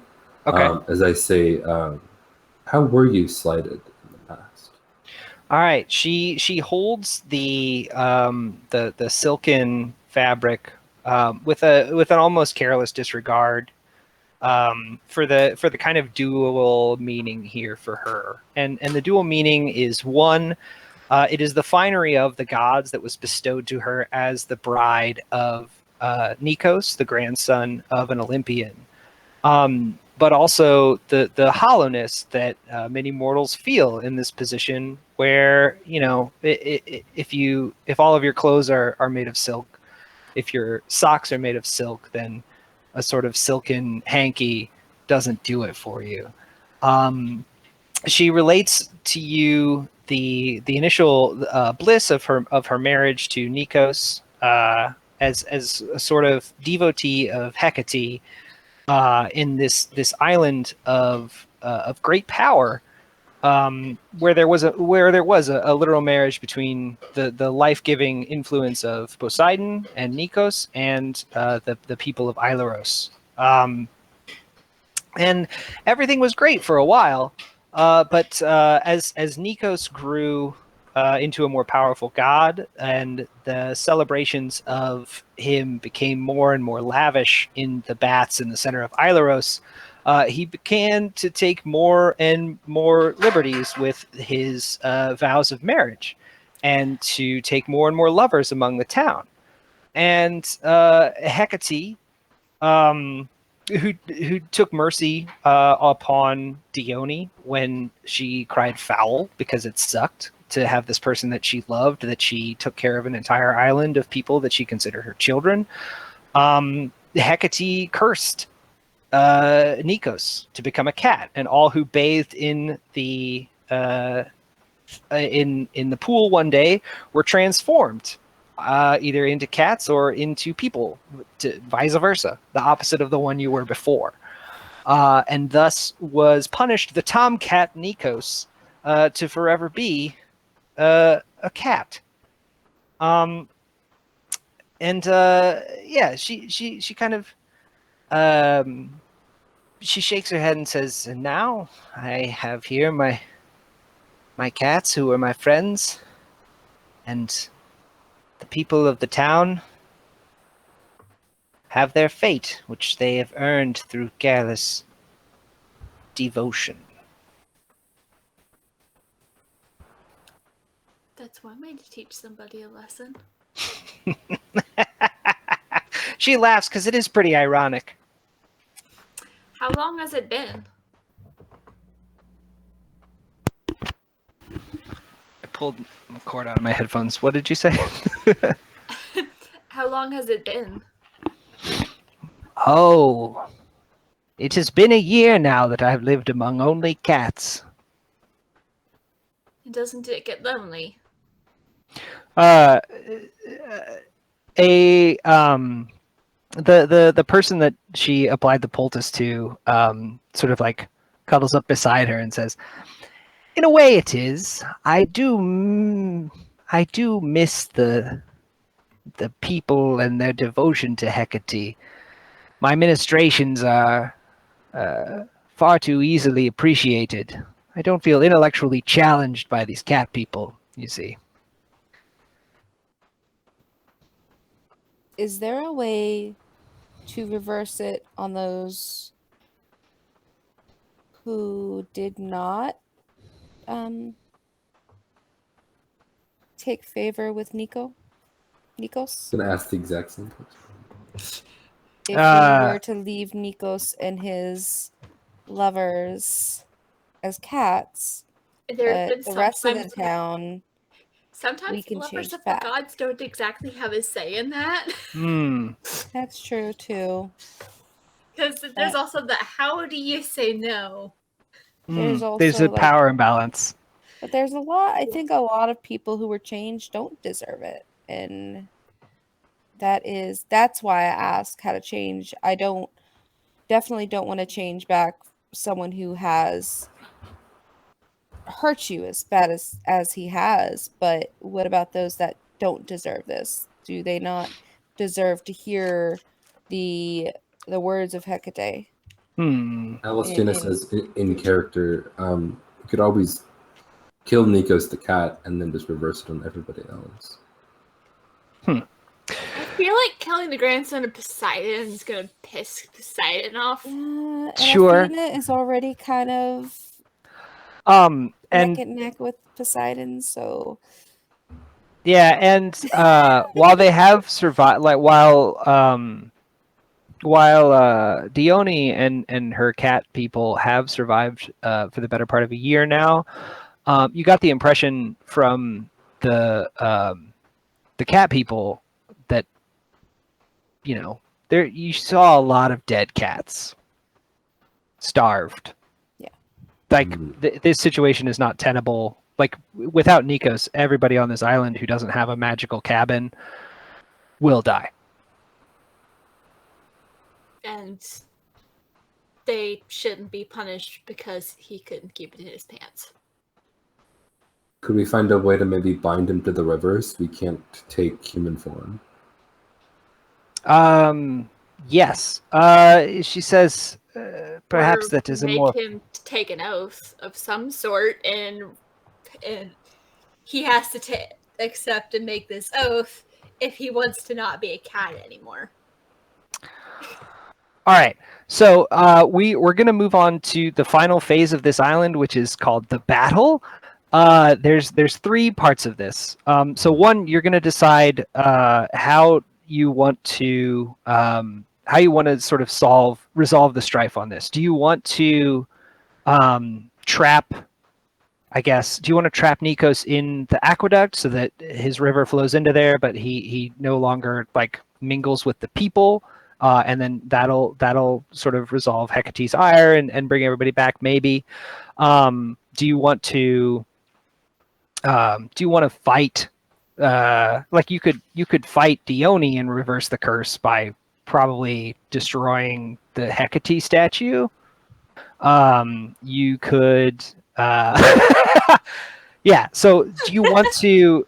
Do you basically the choice is: do you want to fight? Do you want to wrestle? Do you want to wrestle Nikos into submission, or do you want to compel Dione to reverse what she's done? I think the former. Okay. Yeah, just I mean, as long as he's not dead at the end, we should be fine. Okay. All right. So the Maybe battle. make some extra offerings to Poseidon on the way out. Just like, sorry. Yeah. Sorry about your grandson. I've already given him mine. There are. sorry about your grandson. He pulled a Zeus. There are three phases to this battle. One of them is the clash. So the initial clash, everybody's going to get to choose their own die, domain die, for how you are getting into position to fight Nikos in the center of town, to relegate him to aqueduct duty, to remain within the river only, and to provide his waters without adding his spear to the cistern. we'll do that, and that will give you an advantage die that you can use during the other phases of the battle. The second phase is the threat and defend, or the seize and defend phase, where I will name you 2 permanent sort of apocalyptic level threats that Nikos will mete out if you do not succeed in the battle, and you'll choose to either defend against them or seize control, and determine whoever seizes control determines the fate of the loser in the battle, or the fate of Nikos. Either you will determine his fate or Nikos will. And then the final phase is the resolution, where we'll actually decide the outcome of the fight. So is everybody ready for the battle? To resolve for all the marbles, we have 3 more rolls, and we'll do this. It'll be really cool. Everybody ready? We're all good with fighting Nikos. Last Ready chance to- for donations to help influence the game, guys. Oh, Right. Yes, Give us some so cash. Let's help these guys out. Yes. Oh, We, stop it's a the big deal. cats. Can't we drown all the cats or something? you know what, that goes. Island, please. That pushes me a little far too. I don't want a bunch of cats to die on this cat charity No. stream, so I don't think. All of the cats just run up the mountain away from the city where it's safe. Right? Yeah, I don't think that like something bad might happen to the people of this, but it's just that they're cursed to be cats forever, and they're not very good at being cats. So I won't on screen do a bunch of horrible cat death. Anyway, now I'm realizing why this was a problematic choice for an island theme. All right, have 'em so Crawl up the mountain. They'll be fine. you clash against Nikos the Potamoi, which is a D12. Who is the grandson of Poseidon, which is a D10. Oh boy, he rolled a very ferocious and deadly 8 for the clash. So who among you will clash with Nikos to seize the or to get an advantage in this battle? And So for this, Okay. you'll Total name plus you'll state your name, you'll state your epithet if you're applying it, you'll state the domain that you're using, and then we'll roll that. If you're using any divine favor, we can do that. Once again, shout out for donations to add points to those divine favor Sweet. dice. Come on, Call guys, the just name $5. We'll do it. You are the Donate- gods for Yeah. $5. Can you do like the domain from one god, but call upon the favor of another at the same time? Is that a thing? Yeah, totally. Okay. Your domain and the god that you're calling on don't have to line up. Okay. And yeah. this is just If you to win kind of get a this, order of events in my head. yeah. This is kind of just the beginning, or is this Yes. kind of bringing him into the aqueduct?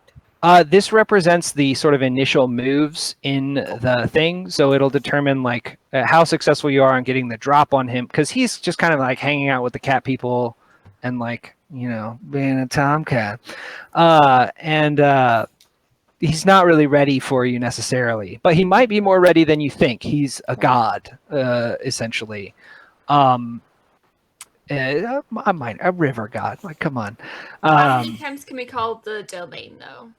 Can we Your do that? domain die, you're picking it right now, but that's it. The overall domain for this we'll determine after we kind of figure out what everybody's first moves are. Okay. So like your first move might be like singing a song that rallies the cats to help you. That's a perfectly acceptable thing for the clash. It might be like punting cat Nikos down the street. That's a blood and valor thing to do. It might be like summoning, it might be like doing a prayer to summon Hecate's good favor. That would be resolve in spirit. It might be the fourth domain, craft and reason. You might create a clever cat trap that will trap a bunch of the cats so that they're not getting in your way. Can think I I blood would like to valor yeet invoke- Nico down the cistern? Yeah, you can totally roll to seed and do that. That would be a good way to do blood and valor. You don't totally have to decide until we find out if you suffer or if you prevail. You just have to pick the kind of thing you're going to want to do at the very start of this fight. I, the iron-minded Alistano, will focus my energies, and I will. I did like the idea. I think I will offer a prayer to Hecate in hopes of gaining her favor in trapping the form of another god once again. Okay. So yeah, you'll roll name, epithet, and your resolve in spirit. Who else among you will rise to the clash against Nikos Potamwa?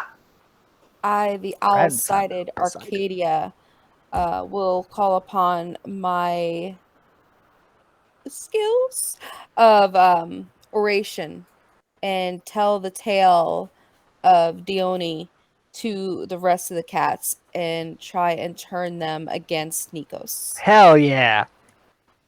You're like, Nikos, he's married. Then He like this whole thing is his fault because That's he true. didn't keep it in his pants, and now you're all cats. Exactly, see? exactly. A faithful river would have flown true within its banks. Isadora, how do you rise to the clash with Nico? Clash of the Nikos Titan. I, Isadora, the Shadow Wise, will use blood and valor to corner Nikos in the cistern. Dope. All right, everybody, roll them.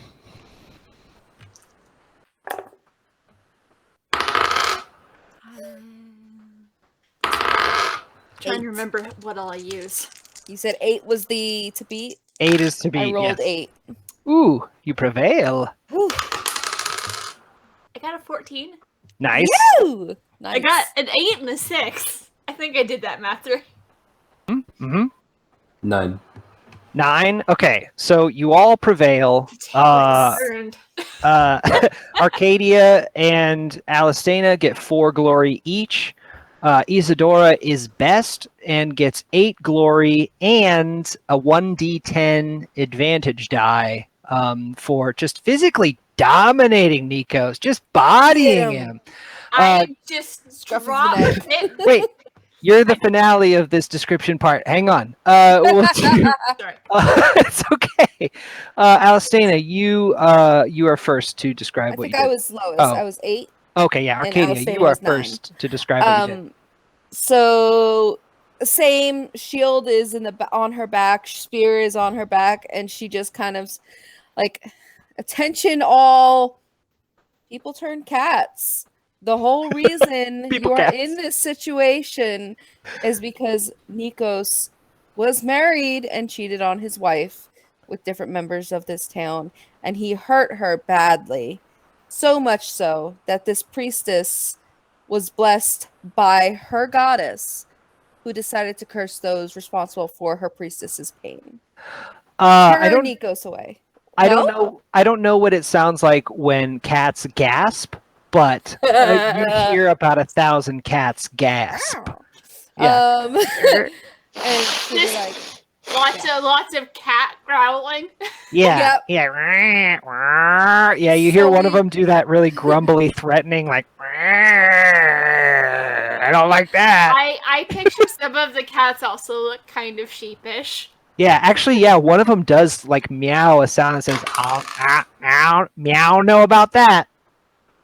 They don't like it, but you can There's, like, feel the 2 or 3 curse cats, loosening. Yeah, 2 or 3 Yeah. cats Yeah, not she's just like- not making eye contact. Yeah.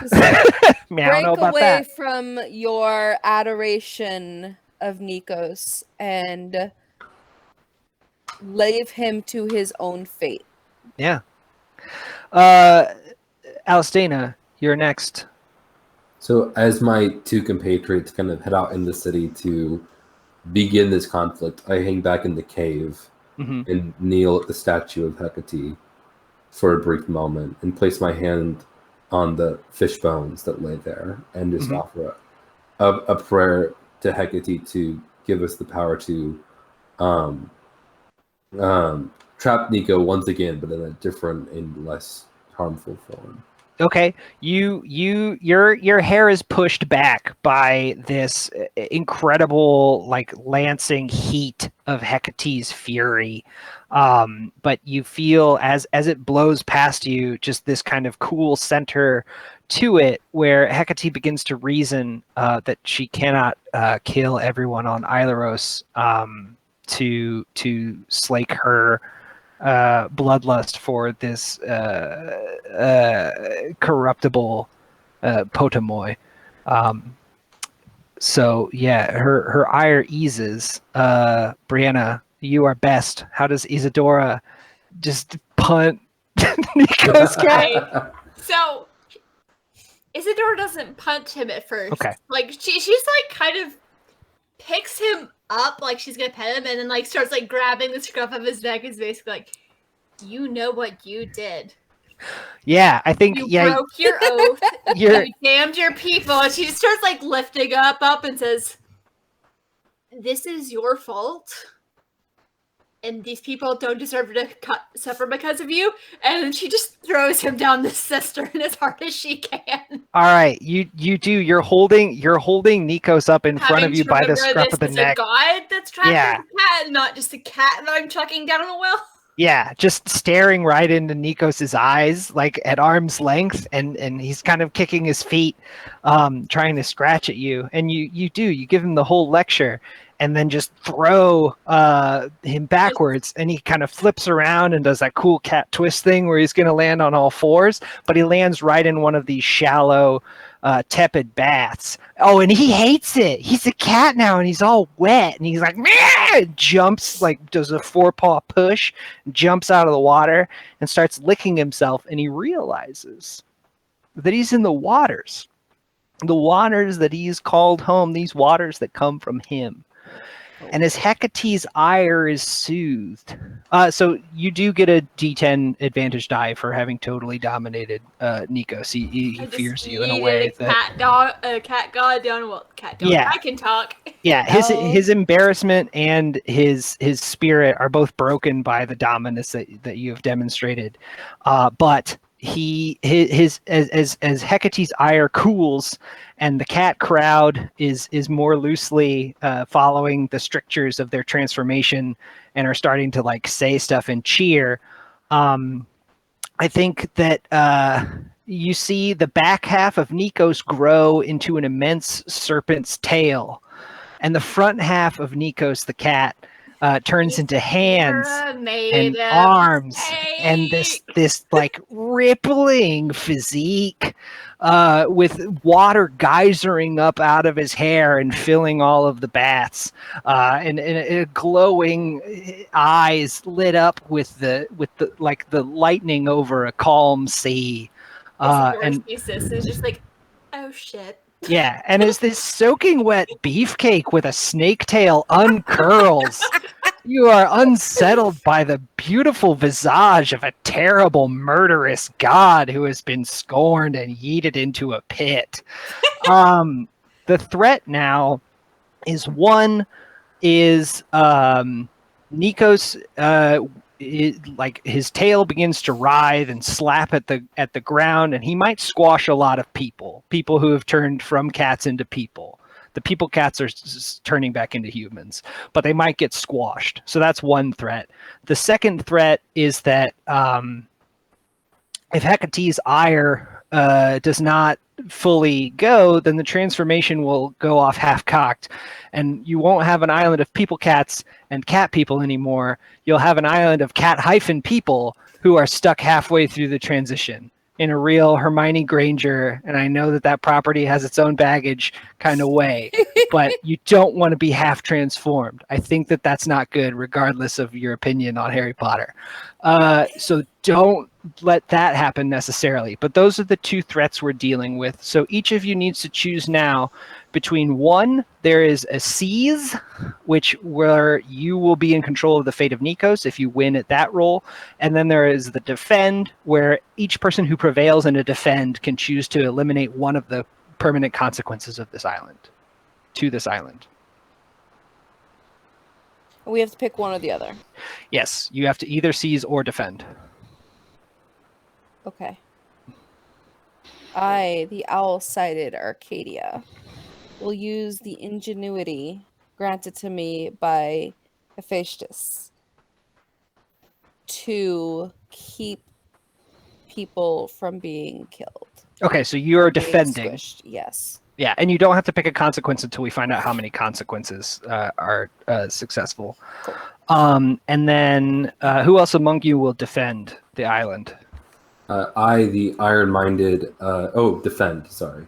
Okay, you want to do the seize? All right. I would seize. Yes. All right, hold off on that. Isadora, do you want to defend or seize? I will defend. Okay. And I think possibly because she wants to.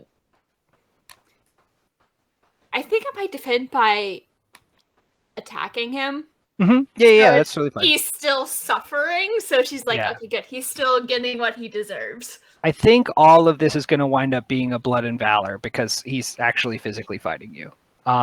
So for domain die, we'll roll blood and valors. Even Go when ahead. defending? Yeah, I think so. I think just because because the defense is you're physically trying to control him from provoking Hecate's ire with curse words and just saying mean stuff about cats, like cats are dumb. Right, that would be bad.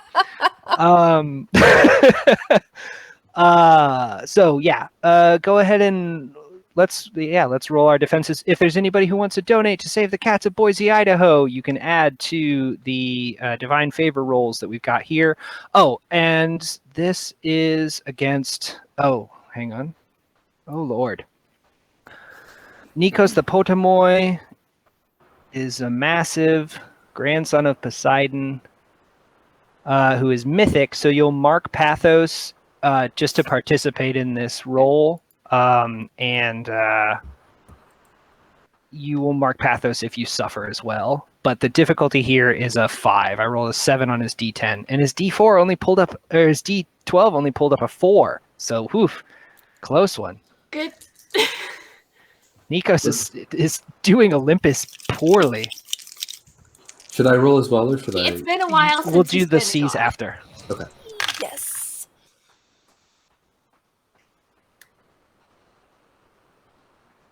I got a 10.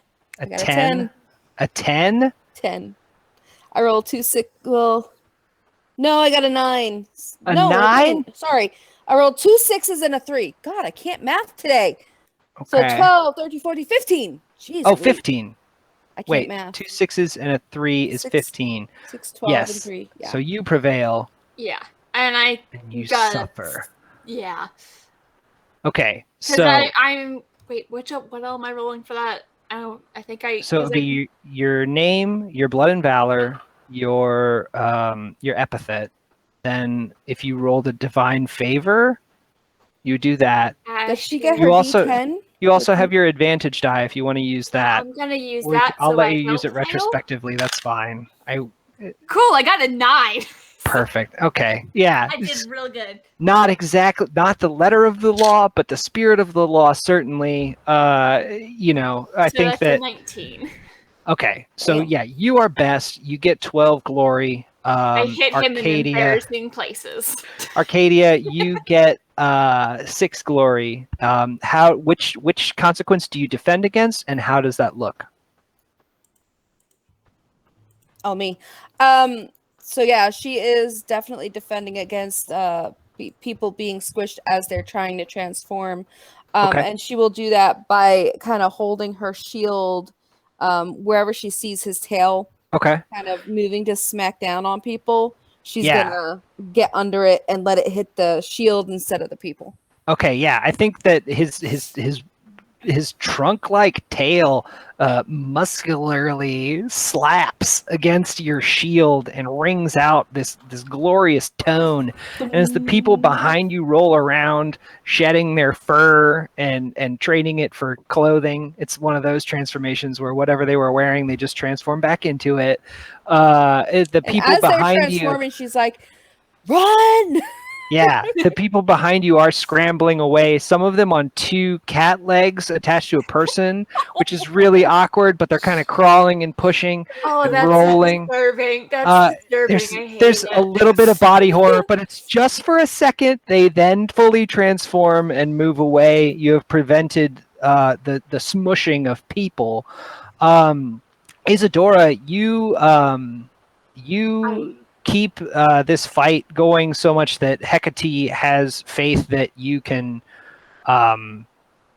do it. So Hecate's ire is soothed. How do you do so good in the fight that Hecate allows the transformation to finish? I am just Isadora is just berating him for being like so easily corrupted and for being unfaithful and from abusing his people, and she's also shooting him as she does. Yes, yeah. Like, and she's particularly aiming for like embarrassing places, Yeah. places that might be more embarrassing or like making it so it'd be harder for him to fight. So she's just basically emasculating a god. All right, yeah, I think you plunk arrow after arrow into his serpentine butt and legs, and just kind of like walk up his snake body up into his human torso, and like are wagging like you're holding an arrow like along your arm and wagging a finger at him literally, and then draw back and shoot him in the chest.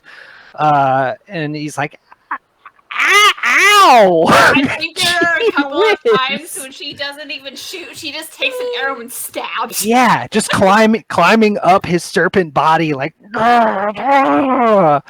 All right, so let's roll the C's. Unlimited ammo. Alistana, call your name and epithet as you seize control of the fate of Nikos. So the iron-minded Alistana will call upon the conviction of Demeter to try and seize control of the fate of Nikos. All right, roll it up. Name, epithet, and Demeter die, as well as the domain die of blood and valor. Okay. And you'll mark 1 pathos to engage with a mythic guy. Mm-hmm. Is it the same difficulty as the last one? It's an 11, a level 6 on the D12.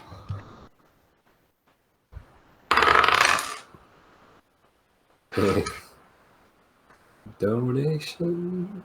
Oh no, what are you at? Come on, guys, donate, help out. I'm at 9. Oh, we need 2 donors. With a D4 left to roll. So okay. Roll well on the D4. It's a 50-50 shot. If we get a donor, that'll get it up to 75. We need to boost Demeter. You are Demeter right now, and you can either favor Alistana with a $5 donation to a cat shelter. You will save real-life cats, and you will save Alistana from not being able to put this Potamoy in his Palaceamoy.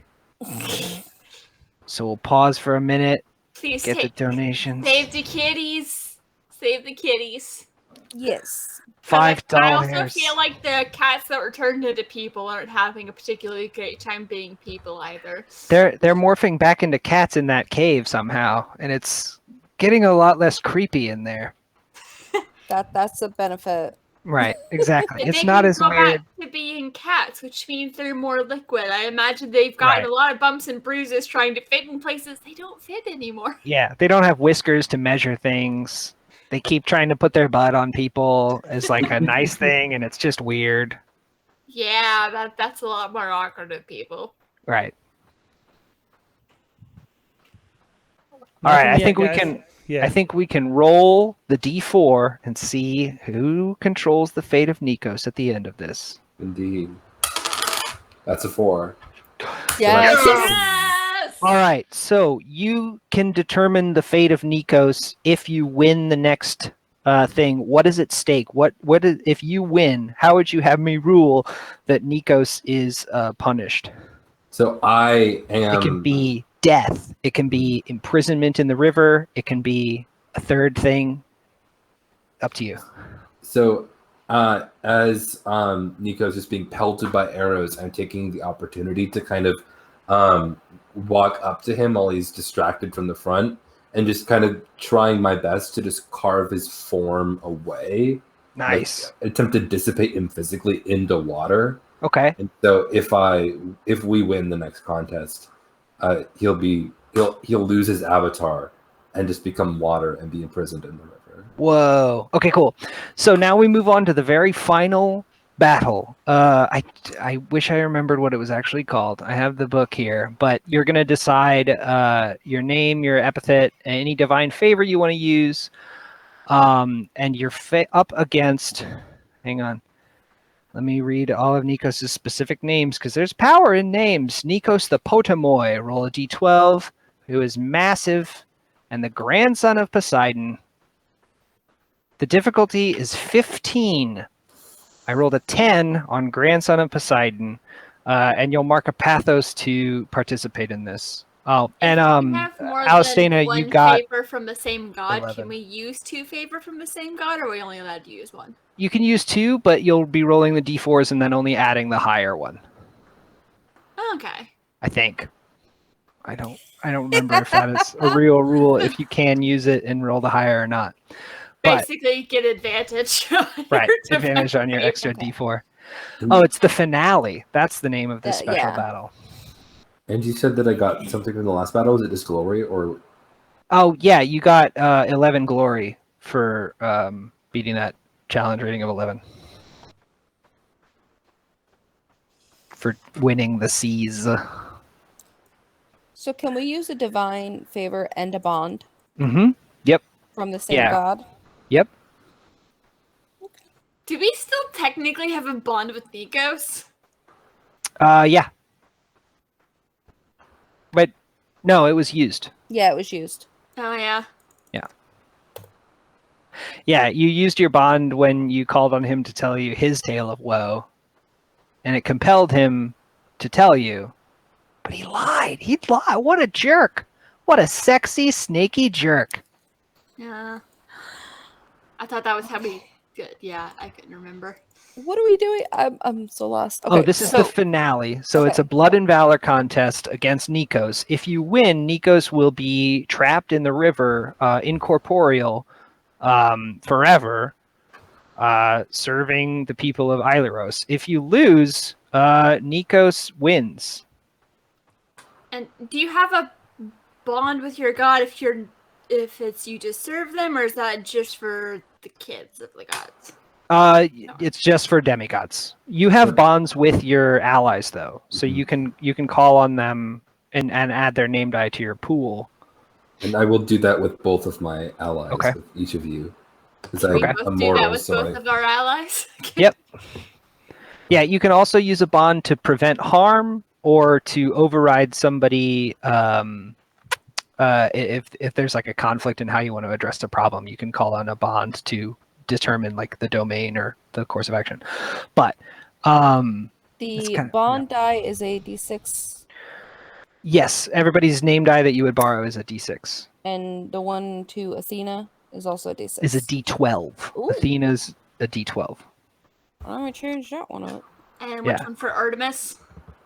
Is it? Do you have a? Oh, are you a demigod? Are you Artemis's daughter? Oh wait, oh no, I meant the favor for The Artemis. favor is always a d4. Yep. Oh, And yeah. you might add 1 if anybody wants to donate to save the cats of Boise, Idaho from being killed in a shelter. And save this island from getting wrecked. Yeah, you can roleplay as Artemis by giving money to cats. It makes sense. I will Be a god, spend $5. I'm just going to use the restroom incredibly quickly. Okay, cool. I'm trying to count the dice that I need. Right. Yeah, we'll figure it out. There's a lot of suspense and plenty of time. So it's just with your Friend of the felines. name is a d6, epithet is a d6. You can get 2 d6 from calling on the bonds with your allies. Mm-hmm. Favor gets you a 4. Since it's blood and valor, I'm gonna get an extra d8. Yep. Which is You this can- one. You can also mark a pathos to roll one of your other domain dice. If you want to do that, to get a d8 instead of a d6 if you're not specialized in blood and valor. I am specialized in blood and valor, and so I'm just like trying to think like, how much can I call? You said you could Right. spend a pathos to change a d6 to a d8. Yeah, If you're basically, not it's specialized. To change the domain. Yeah, you use a different domain die. So, I'm gonna do that. yeah, it's not literally just upgrading the dice, but it is using a different domain die. Okay. Okay. 1, 2, 3, 4. Okay, that's So yeah, I'm like, 5. I've got like That. 46, a D8, and a D4. And just so gamely, we waited until the very last roll to do a difficulty of 15. So any help you can give to the cats of Boise, Idaho, now is the time. Just It $5, is. guys. Just $5. Sound of the dice. Right. I'm Come scared on, to roll. guys. I'm scared to roll. I'm Me scared. All right. too. This is a very consequential roll. Okay. It's the finale.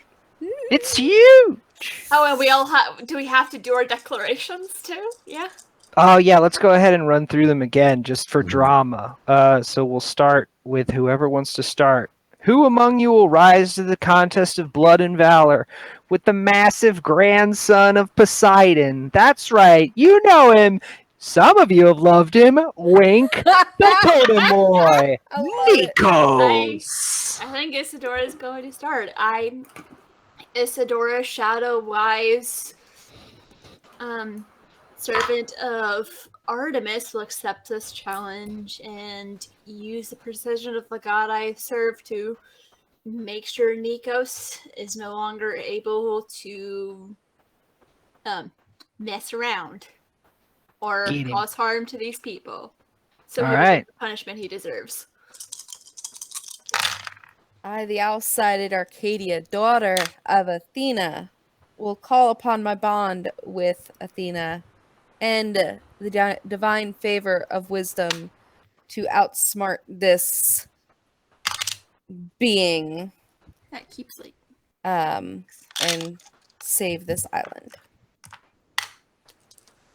And I, the iron-minded Alistana, will call also upon the precision of Artemis to aid me in my attacks on Nikos' physical form. All right. And then did we also use the D10 advantage die, Brianna? Did you remember that one? That was used last used round. That was just last Okay. time. Oh yeah. You're right. Never mind. I just really want to beat Nikos. I don't want to narrate what happens if he wins. So And- my highest D6, the D8 for the domain. Do I add the D12 on top of that, or is it only if it's higher? Only if it's higher. Okay, so So that wait. wasn't high. 8, 9, 10, 11, 12. So are we taking the top two, or is the domain separate? Top 2 dice, and then you add any D4s for divine favor to the. Cool. I think I got exactly 16. 17.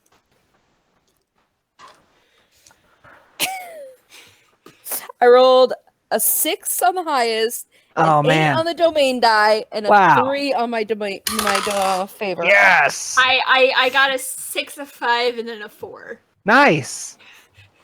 Exactly 15. I got a 12. A 12. Okay, so Isadora prevails, Arcadia prevails, and is best. Alistana, you suffer. What happens? How do you fall short in this contest? Also, mark another pathos Mhm. for falling in, for suffering in battle with a mythic foe. As I'm attempting to defeat Nikos, it becomes like bothersome to the point where he stops thrashing and stops trying to. It's actually my precision that undoes me, because as I stab him in a place that really hurts, he stops bothering with anyone else and just kind of whacks me with his tail, knocking me back out of the cistern and injuring me and removing me from the fight. Yeah, I think even as he comes apart under the fury of your blows, his thrashing tail loses its muscly, ropey form and turns into a pure wave of just a torrent of water that blasts you backwards out of the cistern, scraping you along the flagstones of the street, just soaking wet and all beat up. Brianna, you're next. What does Isadora do in this battle? I think Isadora just continues to hit the places she knows will do damage. Mm-hmm. Because she was trained and she worships Artemis the Hunter. Mm-hmm. So she uses that precision and that knowledge to continue hitting him where it hurts and weakening him more and more. While also continuing her tirade. Yeah, I think he raises a coral trident in one hand, ready to throw it at just various people around, and an arrow plunks high into his biceps, clipping him under the arm and bleeding out his brachial artery, and a golden ichor, smelling of beautiful bacchanal pours out of this potamoy. His godly blood spilling, leaving a flourishing torrent of sea life everywhere it lands. Just this heavenly smell as you desecrate this god with your arrows, ripping him apart, fills the air. Arcadia, you are best. How do you seal Nikos into the aqueduct and the river on Mount Ileros? Her bond with Athena strengthens her physically. The goddess not wanting to actually get into the fight because of her already predetermined battle with Poseidon. We don't need to add that. Sure. So she just kind of, the way I'm imagining it, she puts her hands on Arcadia's shoulders, Mm-hmm. and Arcadia just takes her spear and throws it so hard it pierces him in the chest and against the wall of the cistern. And he's just there, stuck, unable to move, pierced.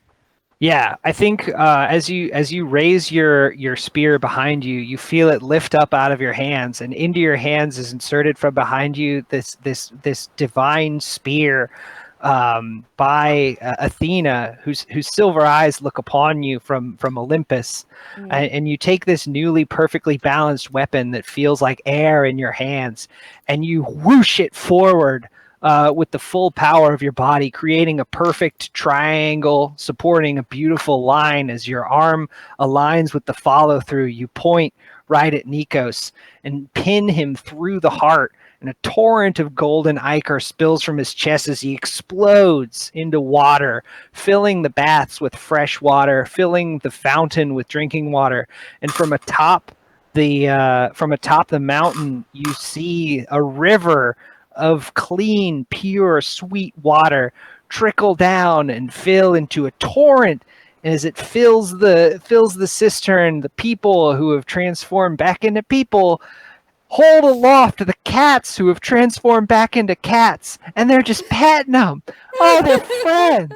They're just patting the kitty cat and love it. And they celebrate. They sing the name of Arcadia as your beautiful spear throw. It goes down as a legend in the people of Ileros. And as you sail away, your crew sings songs of your bravery. And the island of Ileros forever flourishes under the watchful eye of Hecate, of her is finally at peace, knowing that Nikos just got it, got what he deserved. Come on, what a jerk. All right. Okay. Yeah, the second I realized they were married, I'm like, he cheated, didn't he? Oh, yeah. So Totes. 15 on that last for glory. Yes. Yeah, you get 15. Isadora gets 7. And then, yeah, there's a little bit of... I almost have 40. I feel like we all did well enough in different parts to where we all will be remembered, at least as part of the story. They will remember our names. Well, we will do the exit. We learn the destiny of the island. They flourish under Dione's leadership and mentorship. Next is a phase of the Exodus called Great Deeds. So each player records a great deed for which their hero will be remembered, or a trophy you seized in the adventure.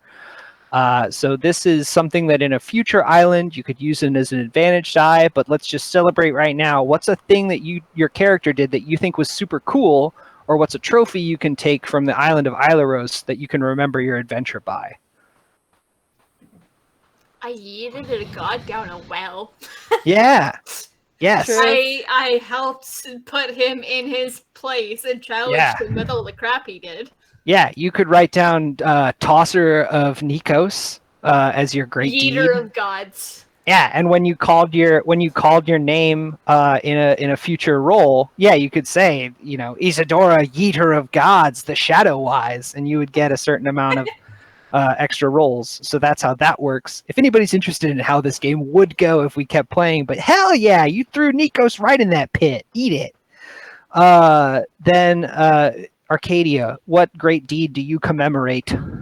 Or what Piercing trophy did you Nikos. seize? The Piercer of Nikos. Piercer of Nikos. You could So it's one or the other, right? I can't take a trophy and have a great deed, or I think that you could call the spear that Athena granted you a Piercer of Nikos. Okay. You could literally take the spear with you if you wanted. And then you could call on its history on a future date. But I think totally hurling a spear through the heart of a river god is a worthy deed indeed. Deed. And Alistana. I think I would take with me a smaller idol of Hecate to remember the island by and to remember the prayer that I offered to her. Yeah, I think Dione would give you just it's like a token of their marriage, and she says this is more meaningful now through your intervention than it ever was during our time together. And it's a small obsidian panther. nice. So we all wrote down our great deeds, virtues. So each player records virtues for their hero. So there's 4 categories. There's acumen, courage, grace, and passion. And we're going to go around and you're going to ask the other players which one of those virtues you think they embodied, and the other players are going to tell you when you showed acumen, which is knowledge, wisdom, cunning, or wit, courage, which is bravery during bravado or vigor. There's got to be a way I can share my screen here, because it is a lot. It's very hard to remember these. One sec. Can I share my screen? Next to the raise hand yeah. button. Oh yeah, present now. Also, Present your screen. I really want to run this game now. It's Right? really good. If you run it, please call me to play, because I love Will it. do. Okay. Yep. Allow. There we go. Okay. So these are the virtues here. So we'll start with Alistana went last time. So for Alistana, what virtues do you think? Oh, I can't look at that. What virtues do you think Alistana most embodied? And give an example of their display of knowledge, bravery, finesse, devotion, etc.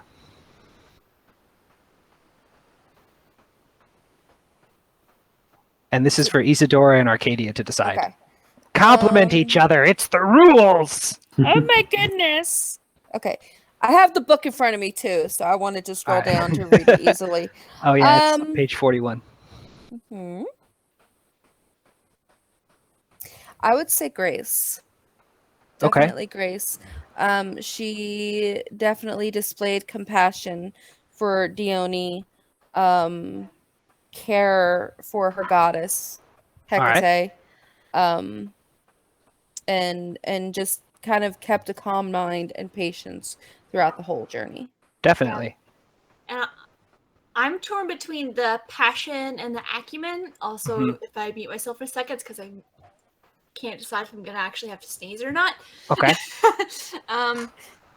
Because there was wisdom in knowing when to reach out to the gods or the spirits, but also devotion to her god.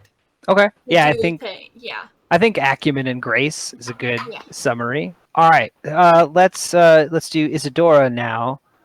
Alistana, what virtues do you think Isadora most embodied, or which virtue? I think Isadora really embodied passion in her beration of Nico. Yes. So I would like to give her the virtue of wrath. Very fervent and wrathful. Yes. Arcadia. Courage. Daring and bravado. She threw a god down a sister. Absolutely. Picked him up by the scruff of the neck and then yeeted him down the well. Absolutely. Yeah. Perfect. So passion and courage indeed. And then we will commend Arcadia, starting with Isadora. Brianna.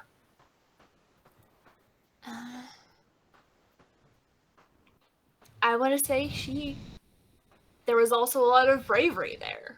Mm-hmm. Attacking you were the one that pinned the god. It takes a lot of courage to try and do that, because if that didn't work, Right. Be bad. yeah. Courage indeed. And then JJ, what do you think? I think in addition to courage, I was going to say courage in a different way, but I think the virtue I was going to offer is an intersection of courage and passion. Okay. So I think the virtue of care to be able to, or the version of devotion maybe, because care is technically under grace. So All right. I guess grace then, not passion. Okay. To be able to offer the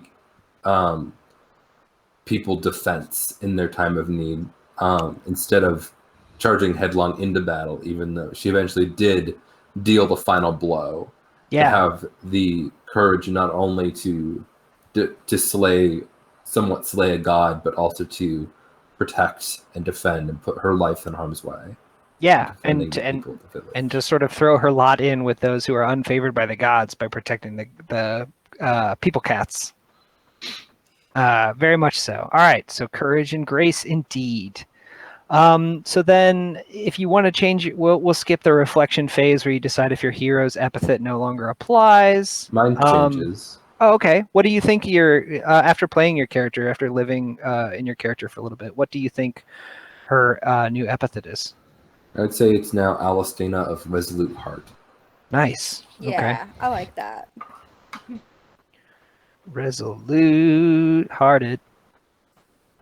Alistina. All right, I'm crossing out Iron Minded so that when I find these notes later, I'll remember. Okay, so then there's a really cool phase called Fellowship, where the heroes relax and enjoy each other's company. Taking turns, each hero player asks one question to another hero, and we go until everyone has had a turn to ask another person, and the rule is just you ask somebody who hasn't been asked a question yet. So we'll start with Arcadia. Who do you want to ask any question to? And then there's some examples of the questions like, what's one of your best memories of home? What did you think of that land we're now leaving? So I ask one of those questions to somebody else. Yeah, to either Alistina or Isadora. So that we learn more about each other, and then you get a bond with them that you can use on the next island. Or I'm going to future ask island. Isadora, what do you think of the gods? I think they're powerful, but they can also be fallible. Totally. Then Alistina, you can ask Arcadia a question. Mm-hmm. I will ask Arcadia why she left home in the first place. A calling. As a child of Athena, war and strategy and protection is just in my blood, and I felt called to join. All right, and then Isadora, you can ask Alistina a question. Isadora's gonna ask Alistina, what drives you? Occasionally vengeance, but usually a desire to make sure that others suffer less than she has. All right. Ooh. Okay, then we'll skip the sacrifice phase, and then it doesn't have to be a blood offering. Yeah. It can just be whatever. You can pour one out for whichever god you want. But since we're not playing the So next one, give some nice gifts to Poseidon as an apology for having to do that to Yeah. his grandson. so that is the Vault of Heaven is. I'm going to mark progress on the Vault of Heaven. I think that you would get 2 marks with, 1 mark with Hecate for pleasing Hecate, and so you would get a star on on Hecate's constellation, and then I would mark a wrath with Poseidon. So in a future contest, Poseidon might. Beat his grandson. Yeah, you speared his grandson through the chest and damned him up in a river. Both damned and damned him. No, I get what you're talking about. This spear that's called the Piercer of Nikos. I got it off some other woman. Right. No, it's a different. I totally didn't meet your grandson down a well. I don't know what you're talking about. I pierced a different Nikos with it, totally unrelated. So yeah, then in future islands, you would deal with Poseidon's name die rolling against you in certain situations, and then you get a divine favor with Hecate on your sheet. So that is how this would go. And then, if we played more things, eventually you would make it home and you would write your legend and everything. But that is the game of Agon. That is the island of Aileros. And that has been our presentation for the Meowrathon. So I love that was fun. This Yeah. so much. There will be a day when I do something with Brianna, I'm giving you my email. I'm that serious. Like, if you run this game, I'm there. I don't care what time of day it is. I'm there. I just want to say that I will think do that. of all the games we have this weekend, this one is the best to refer to as epic. Yes. Yes. Definitely. Wait, what was everybody's finishing glory? Oh yeah, who won? Because it's fun. This is such a cool and friendly RPG, I think, but it also would maybe appeal to people who are competitive as hell. I think, Brianna, you said you were close to 40. I got 35. I'm assuming that it's 40 total in the thing, and I was 5 short of failing it all the way. Mm-hmm. I think me and JJ would be closest. I got 57. I got 66. Yeah. Oh, nice. Alistena is best. Yes. Awesome. So yeah, that is the game of Agon. There's a little bit more to it, but that's how it goes. It's a really cool game. I love so many things about it, including just like how it gets you into character by having you say your name and what you're like over and over. I love it. And then just everybody rolling at once is also a really cool, just like, it's so consequential because even like going into the finale, we were like, it's one roll. Oh man. It's like, wait, I have like 16 dice to roll. Hold on. It's less math though, which is kind of nice. Yeah, that's like it's you just roll more stressful all these math. dice, but It's a different kind of stressful math. Yeah, Mhm. it's like you have to roll all these dice, and that is a stressful one because if you end up with all ones on 7 dice, it's like you're going in the trash. Yeah. Yeah, it's fun too. Last time I ran this, they won the Seas and the defend, or one of the defends, and then they lost the finale, and that was rough. Because it's basically like you kind of win. Yeah. You make the island a better place a little bit, but it wound up where it was like you leave and somebody important died, and you're like cursed forever. Like everybody remembers the time that those jerks came by and killed that one girl who people liked a lot. And it's like, That's so sad. oh, I guess we have to move on to the next side. The mist closes behind you and you move on. Like there's no like going back and be like, no, sorry, it's Let me fix that. yeah, and it's just down to one roll where it's just like, Nikos might have like flooded the whole island and washed everybody out to sea or whatever. I was really nervous there because he rolled the 15 at the end. I was like, oh geez, what is Nikos' immediate vengeance right now? Right? Think about it. But yeah, cool. Drown everyone and make us watch, and then just leave us there. Basically, yeah. It's Like, kind of fun. I mean, I was gonna play Athena, as a daughter of Athena or connection to Athena, no matter what. mhm. But it's just funny that Nikos was the grandson of Poseidon, Yeah. because those two Yeah. gods legitimately in history and in mythology have a conflict. Yeah. Yeah. Just don't like So- each other No. at all. Yeah. So yeah, it's just kind of funny how that worked out. Just happened. Right. Mm-hmm. Yeah. Okay, But before this was we awesome. Thank you. yeah, before we So sign much. off, why don't you go ahead and remind everyone who you are, and if you got something to plug it. Sure. I guess I'll go first. I am Dysystodling. I also go by TVG Art. I do digital rendering art of characters. I write and might be streaming here soon since you're giving me the bug. I'm JJ Sutton. I don't have really anything to plug, Yet. but I had a really great time. Thanks so much for making all this up, Kevin. Yeah. Thank you. And I'm Brianna Jean. You can find my stuff over at Pseudonym Social. I've got Aboard the Opal Star, Disciples of the Eight, and a Monster of the Week project, hopefully coming out in October, called Tempest Multi. And All an right. Agon game coming soon. Eventually, I have an idea. You got a full I plate. have an It's all idea good. that is in the works, possibly involving something with Atlantis. Because I gotta. Yeah. My name is Kevin Hendricks. I am ordinarily found over on Knives at Night. I'm the game master of that Blades in the Dark podcast. There's my button. You can listen to us every other Sunday for the near future. We have about 30 episodes out there now. So we've been playing Blades for like 3 years now. If it's a fun game. Yeah. If you want to run the island of Ilaros, this is an original island that I wrote like today and yesterday. Email kevin@knivesatnight.com. I think that email address works. If it bounces back,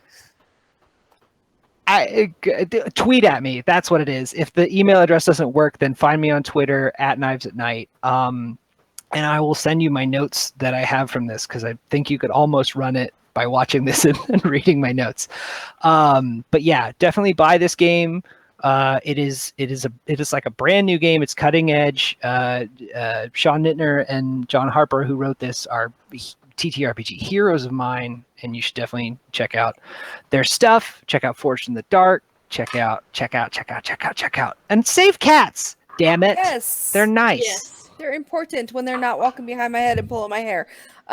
In that Go vein, adopt a kitty. we got a $20 donation from Matt because he just missed the whole thing. Oh. You'll have to come back and watch the VOD. That's all. it We is. still appreciate it. Yeah. Yes. Thought that counts. We appreciate you. You saved 100%. plenty of cats. Yes. Retroactively, I got a 13 on the last roll, which still fails. So it's fine. Just All right. Well, failed in the little about last in about an hour, we're going to be playing a one sheet called "The Witch is Dead," and we'll be joined by James Urbaniak and Riley Silverman. It's going to be hosted by our very own Josh of the OD&D podcast. So stay tuned; it's going to be great. Sounds good. Thank you guys. Bye. Bye.